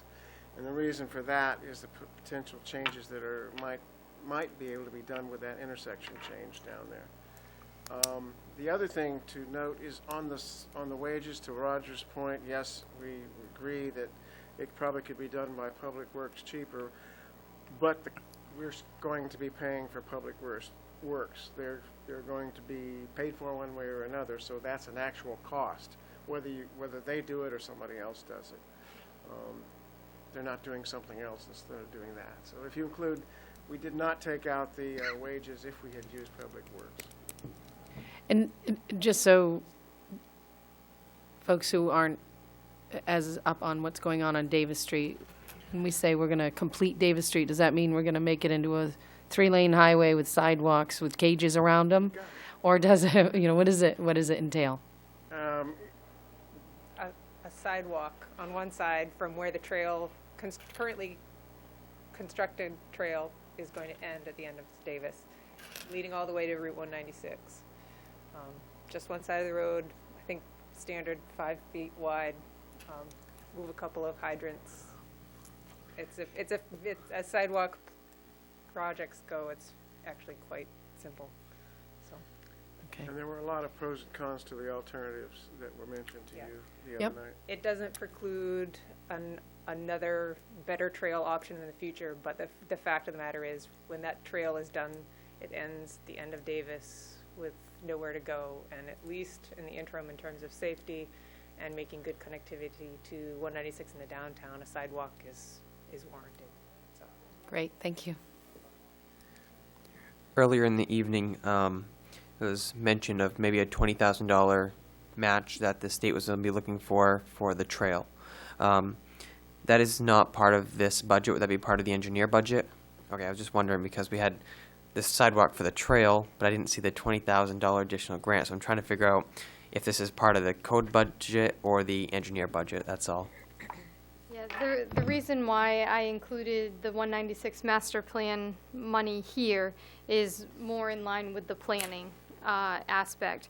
The 20,000 for the existing DOT trail work is currently under the engineer budget. Yep. So that's why the split. Good. That's what I thought, but I wasn't 100% sure. And then for a vehicle, where did that spout from? What was requested of department heads was to come up with options for your department that you either have been looking to put in your budget or had to actually take out to come down to what was requested as the maintenance. So this was something that the current code enforcement officer was contemplating having as part of his department to be able to go out and do inspections and not have the personal wear on his personal vehicle. So. Do we have a estimated cost that would be generated with having a vehicle added on to the town fleet for code enforcement?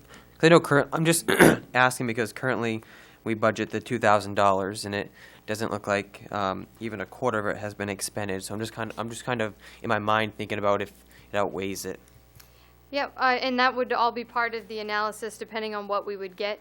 If there's another alternative, if there's a department that is going to be discontinuing use of one of their items, it would just be a simple transition versus an increased cost potentially. So that's why that's still left up in the open, and we're still, that may or may not be something that completely happens within this budget. Again, it was just options to start allowing you guys to think and see what now and future needs are going to be. Okay.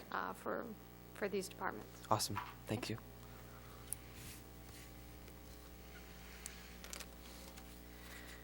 If there's no further discussion from council? I have one more on, actually two more on assessing. I thought you were going to move on. I'm sorry. Okay.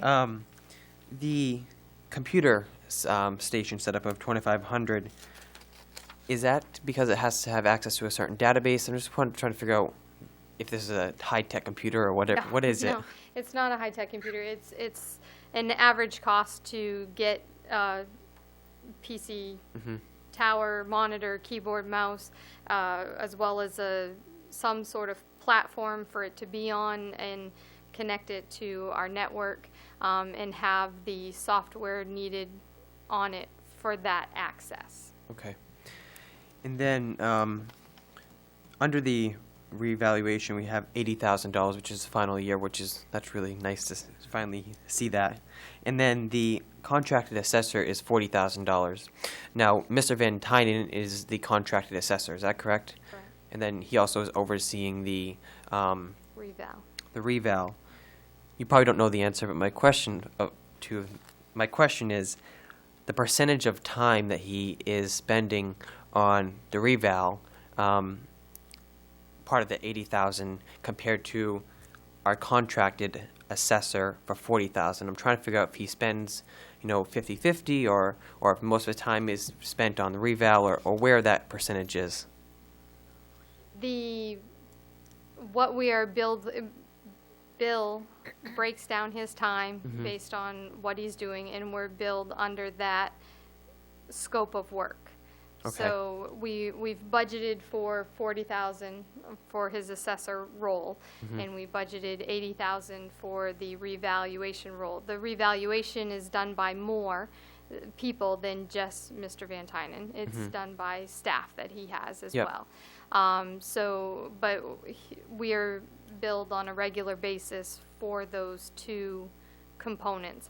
I, off the top of my head, cannot tell you percentage-wise, but I can tell you that we spend no more than 40 on assessing, and we spend no more than 80 on the reval each year.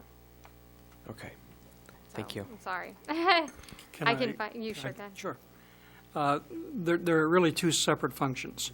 And the contracted assessor is not supposed to be spending any time while he's in Lisbon working on the reval, nor should he spend any time when he's dealing with the reval working on contracted assessor activities. They're really two separate components. That was really my question, but I don't think I worded it correctly. Yeah, but I think I know where you were going. Yeah. This is an item that I've been really curious about myself, and before we're through with these discussions, I may have some recommendations to make. Yeah, I think we're hitting the same heads here. Yeah, on that subject, Dale, does Mr. Van Tynen provide you with like a breakdown of how he spends his time, time sheets or anything, or some way so he's documenting how his hours are spent? My understanding is yes, he does. And I have some questions about those as well that I'm not going to raise here this evening. But this is one piece of the budget I'm really focused on. Okay. In the interest of moving forward, because we have several more presentations, if we feel like we're good, all right. We'll move on to the next item. On our agenda, the next item would be the finance tax departments. Okay, So in the finance department, we have a total maintenance budget of $125,823. That's an increase of $14,980 over FY14, primarily due to the tax collector treasurer liability to the tune of $12,480 and a 2% COLA increase. Of the 125 maintenance, 95% of that budget is personnel costs at $119,000. And for budget options, looking to increase the payroll clerk to full-time at a cost of $14,560, which would be primarily offset by savings within the tax collector department, with a small incremental difference.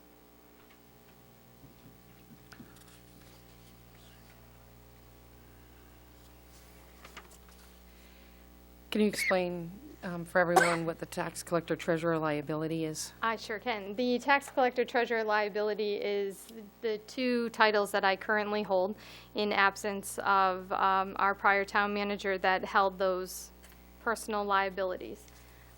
So this maintains that service with me. And the, I think we saw the COLA increase, and I have a thing about using acronyms. Cost of living adjustment. Thank you. You're welcome.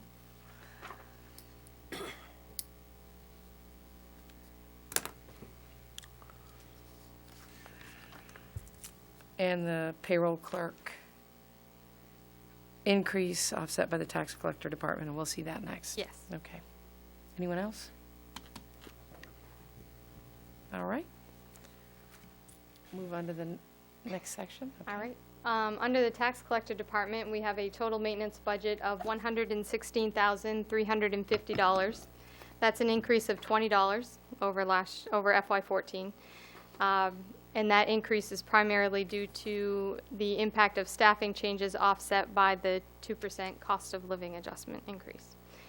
Of the $116,000, 84% of that budget is personnel costs to the tune of $97,000, and as well as contracted services of $14,500 that primarily relate to postage and registry fees for filing of tax liens and foreclosures.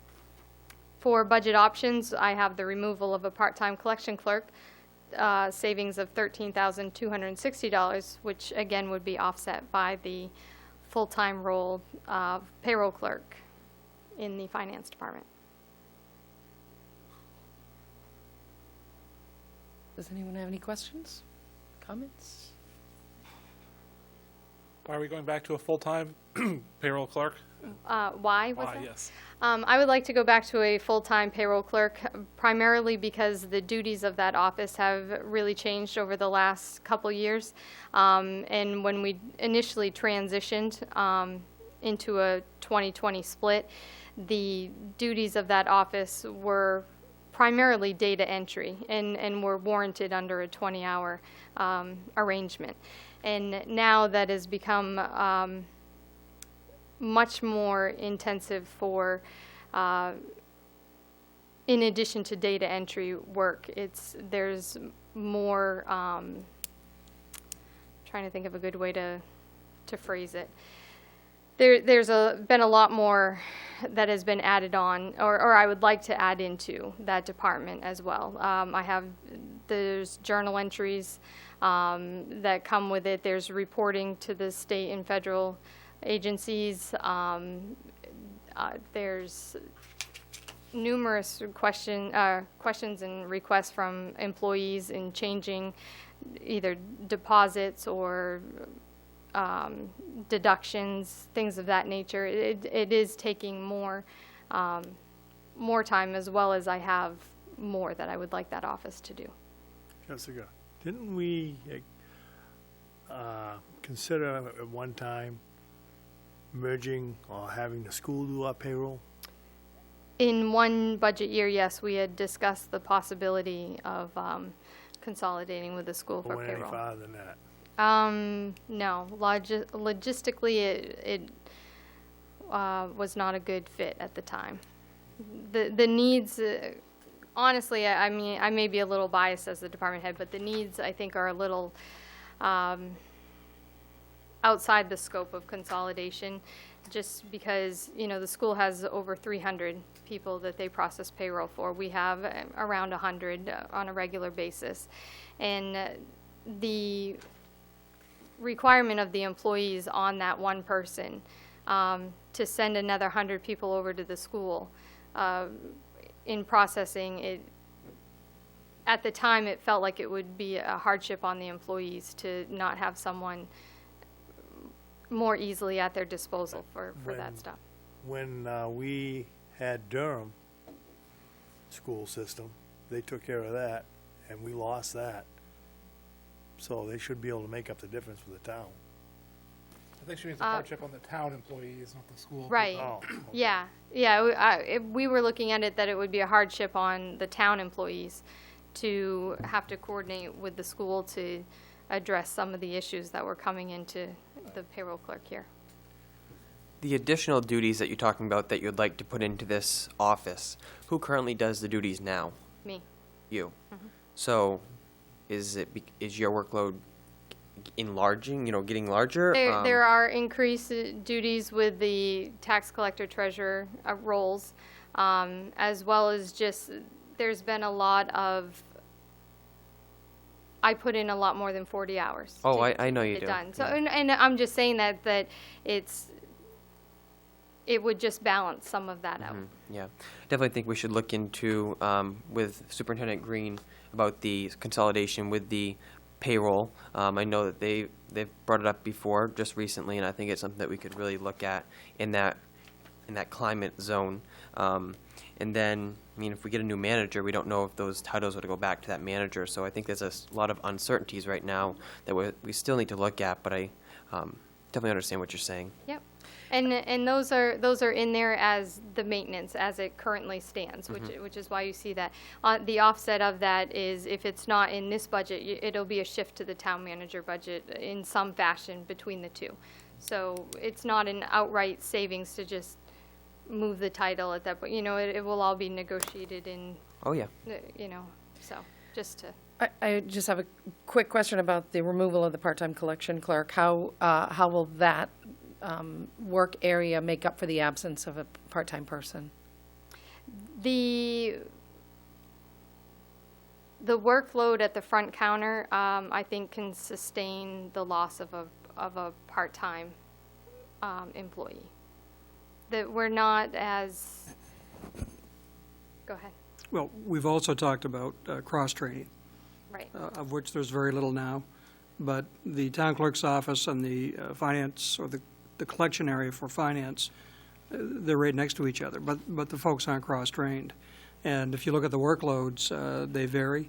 So we want to get to a situation where if it's slower in the town clerk's office, we can slide someone over to finance and vice versa. There should be more cross-training. Thank you. Any other questions or comments? Okay, moving forward. Town clerk. The total maintenance budget for the town clerk is $117,126. That's an increase of $990 over FY14, primarily due to the 2% cost of living adjustment offset by a printing reduction. 80% of the $117,000 is due to personnel costs to the tune of $94,000, and $10,800 is due to contracted services, which again is primarily made up of the codification services. The options that we're looking at under town clerk are to install some roller shelving at a cost of $2,500, as well as the opportunity to save $4,500 with the removal of the April election option. And Twyla can answer or speak to those options if you so wish. What is the April election option? In the past, we've always budgeted for a spare election, you might call, one that's not officially in your budget, but in case you needed it, like if there was a bond that you wanted to, because bonding needs to take place at a certain time of year, you would have to go out to a referendum sometime in April in order to get into the application process in time. And so in the past, I guess maybe in the past 2 or 3 years, we have not used that option, but 2 or 3 years before that, we did use that for 2 or 3 years in a row. So it's something we've always put in the budget just in case, but where funds are limited, you might consider that an option to take it out if you're not bonding at a different time other than November and May or June when you do the school budget.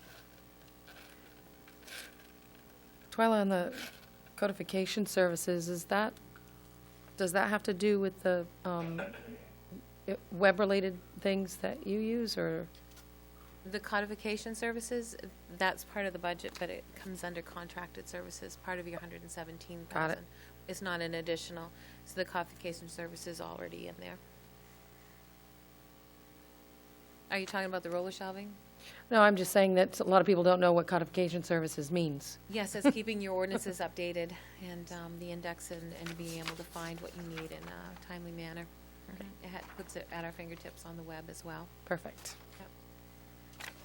The roller shelving, I think, is something that you should consider, though, because a space in the vault is a premium, and we've been adding books from the assessing department as they've been bound, and commitment books take up a lot of space. And so at this point, our council books need to come off the shelf to put the assessing books on there, and so we need another space for town meeting and council books. So Great. appreciate that if you did consider it. Anyone else? Okay, we can move on to the next one. Looking at the town manager department budget, total maintenance budget of $151,385. That's a decrease of $11,000 over FY14, and that decrease is primarily due to projected potential salary savings with the town manager position.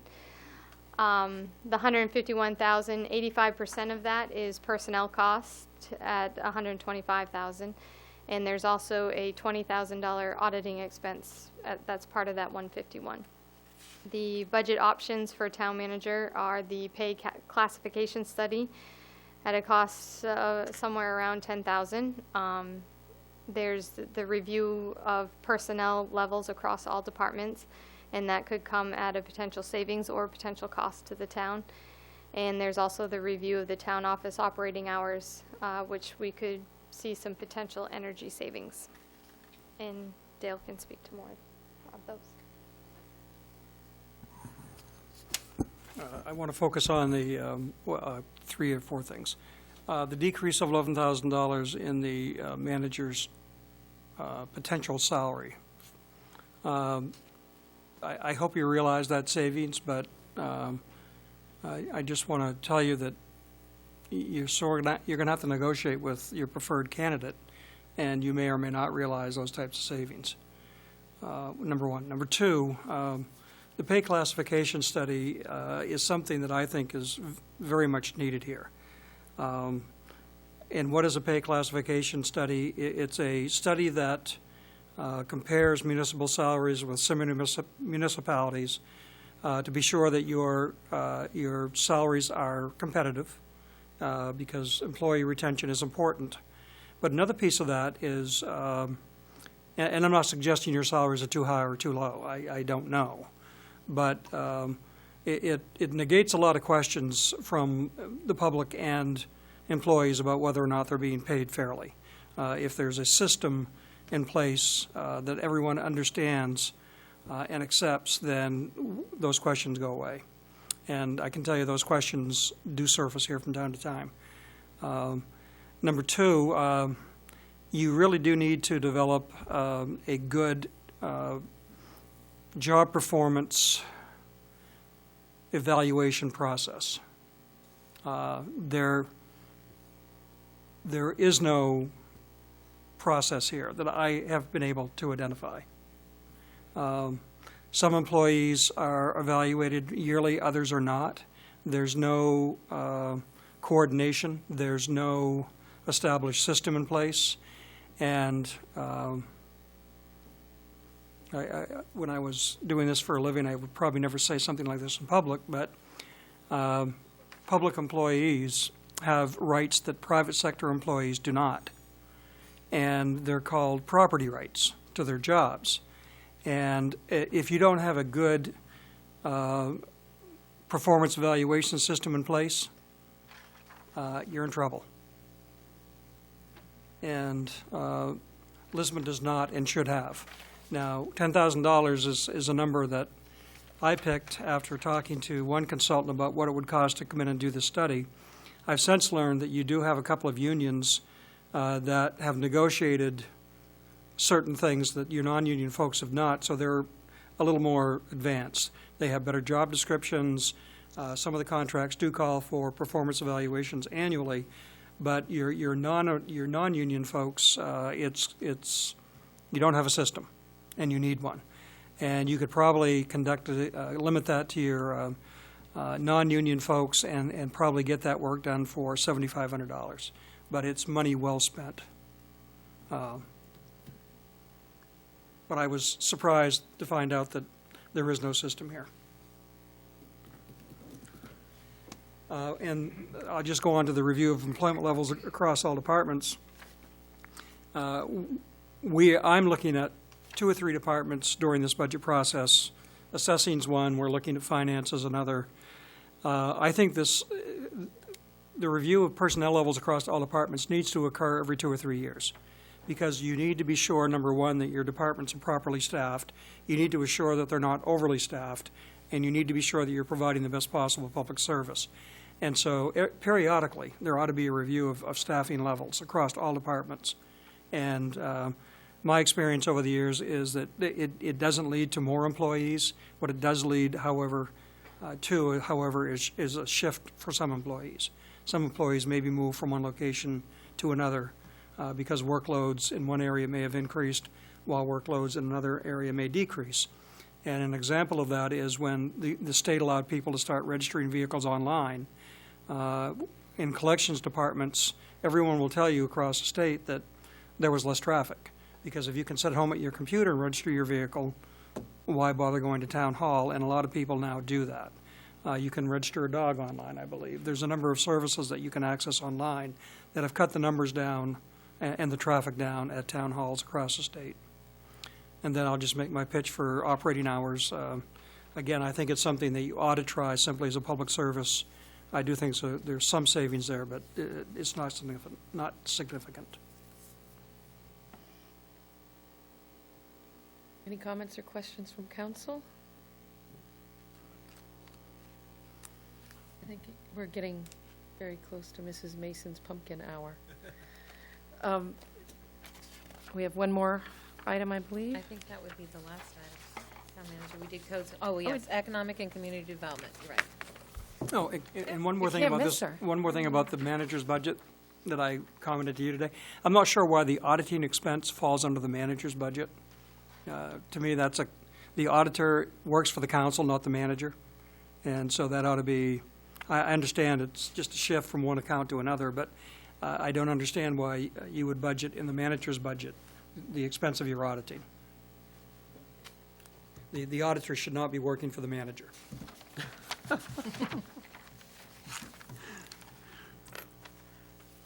Thank you. And the next and final and probably most exciting. Economic and Community Development has a total maintenance budget of $93,410.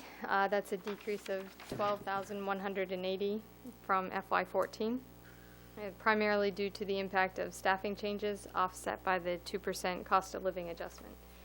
80% of that $93,000 is due to personnel costs. Within that $93,000, we also pay our AVCOG dues of $8,900 and Moxie sponsorship of $2,500. And I will turn it over to Tracy. If she has anything more. Did you have anything you wanted to add to that, Tracy?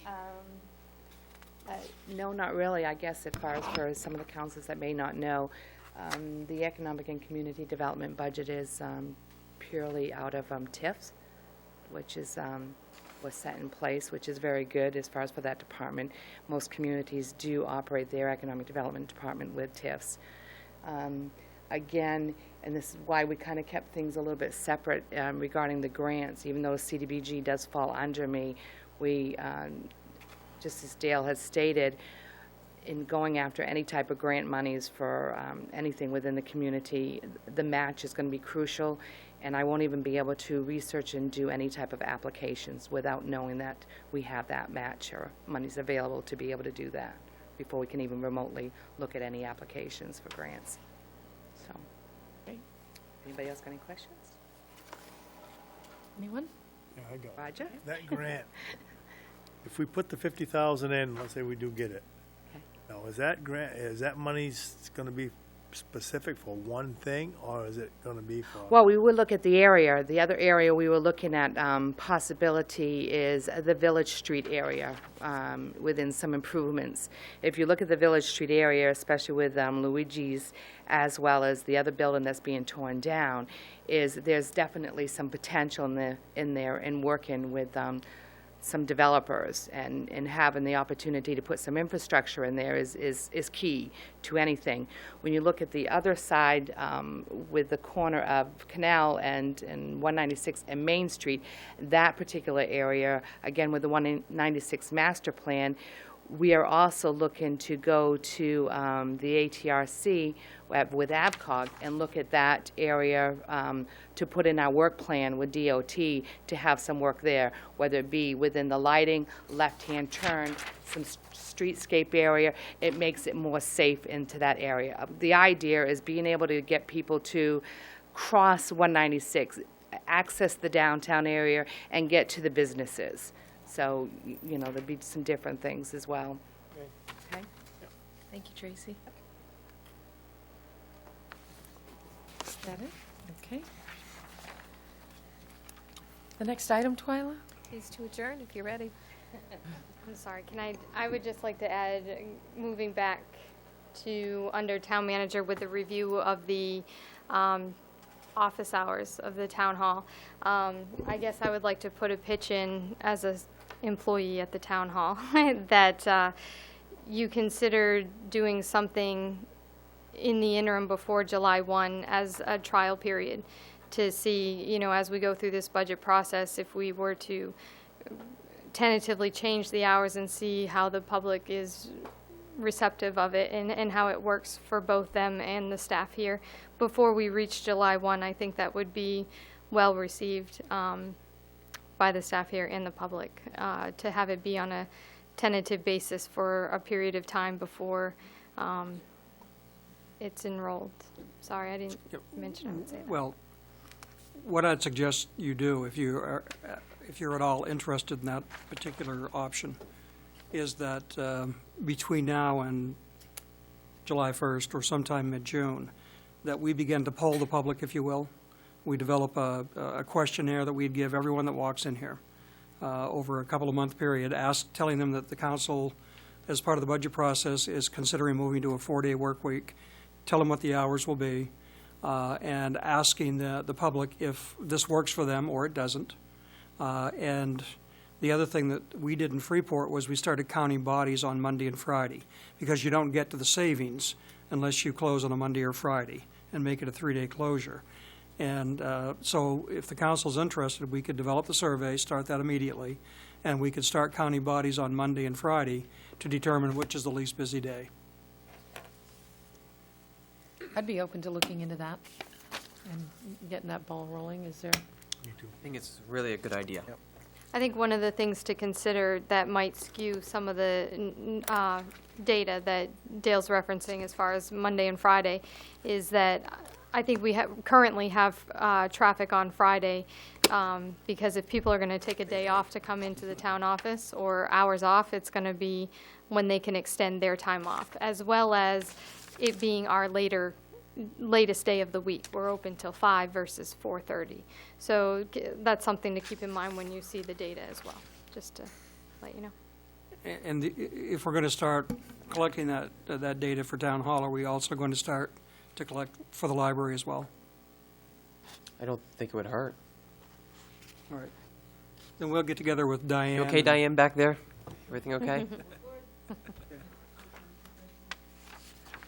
We'll put together some surveys tomorrow. Did you have a suggestion, Diane? I thought that was her. Oh, no, she said it was her suggestion. Oh, good. For Thank the you. library. Thank you. Just on a side note before we adjourn about the budget books here, I didn't know that the books were ready, so I brought my old book to look at. And I noticed that we had a revenue projection sheet that looked like this. And it broke down our revenues that we had in the front of our book. Is this possible to get something like this in this book here? Right, perfect. Thank you. She wants your old book, by the way. Yes, I will be collecting these books when you adopt the budget, so please bring them with you to that last meeting, because I'm not stuffing all the tabs again. I brought I'm my just teasing, back. but I am taking, yes, you did, you were one of the ones. I got mine sitting in my living room, sorry. I study it over the summer to get ready. There you go. Yeah, that's I'll it. leave you with all the pages, I just want the binder and the tab. Jessica, when will the budget be online, or is it online? It is not online yet, it will be up tomorrow, as well as the So presentation. those of you who are interested in obtaining the full budget, it'll be online tomorrow. Okay. Motion to Have this adjourn. back if you want it. I'd rather have it online. I know you would. I have a Can't question wait till we're done. when we're done. I thought you were done. Well, we have to adjourn didn't- first. Can't adjourn until we get our 10 minutes of fame. We did that. In That's the, why I have my hand up. Under new He's talking business. about We haven't done it for the under new workshop. business. We're on the workshop now. We keep We forgetting. adopted Adjourned this- from the meeting, we're in a adopted workshop this now. crazy workshop rules thing. Yeah, that's up for review, by the way, just so you know. Yes, it is. It's not that I don't want to hear your input, Larry. If you could make it quickly, everyone. It's only a 3-minute time limit anyway, but it is getting late and we've gone over time. I'm 68 years old. I want to go home and go to bed too, or watch TV. I have Two homework quick to do. questions. Are these slides going to be online at any time in the near future? And the last thing I had is, we have a TIF with the plant down there that we're taking the economic community developments charges out of. Why do we not take the planner's cost out of that TIF and save it from the budget? I mean, she's the developer, she's working on things in the community, she's doing economic community development. Let's take it out of the TIF funds. Thank you. Was that quick Okay. enough? Thank you, Larry. Okay. I want to go too.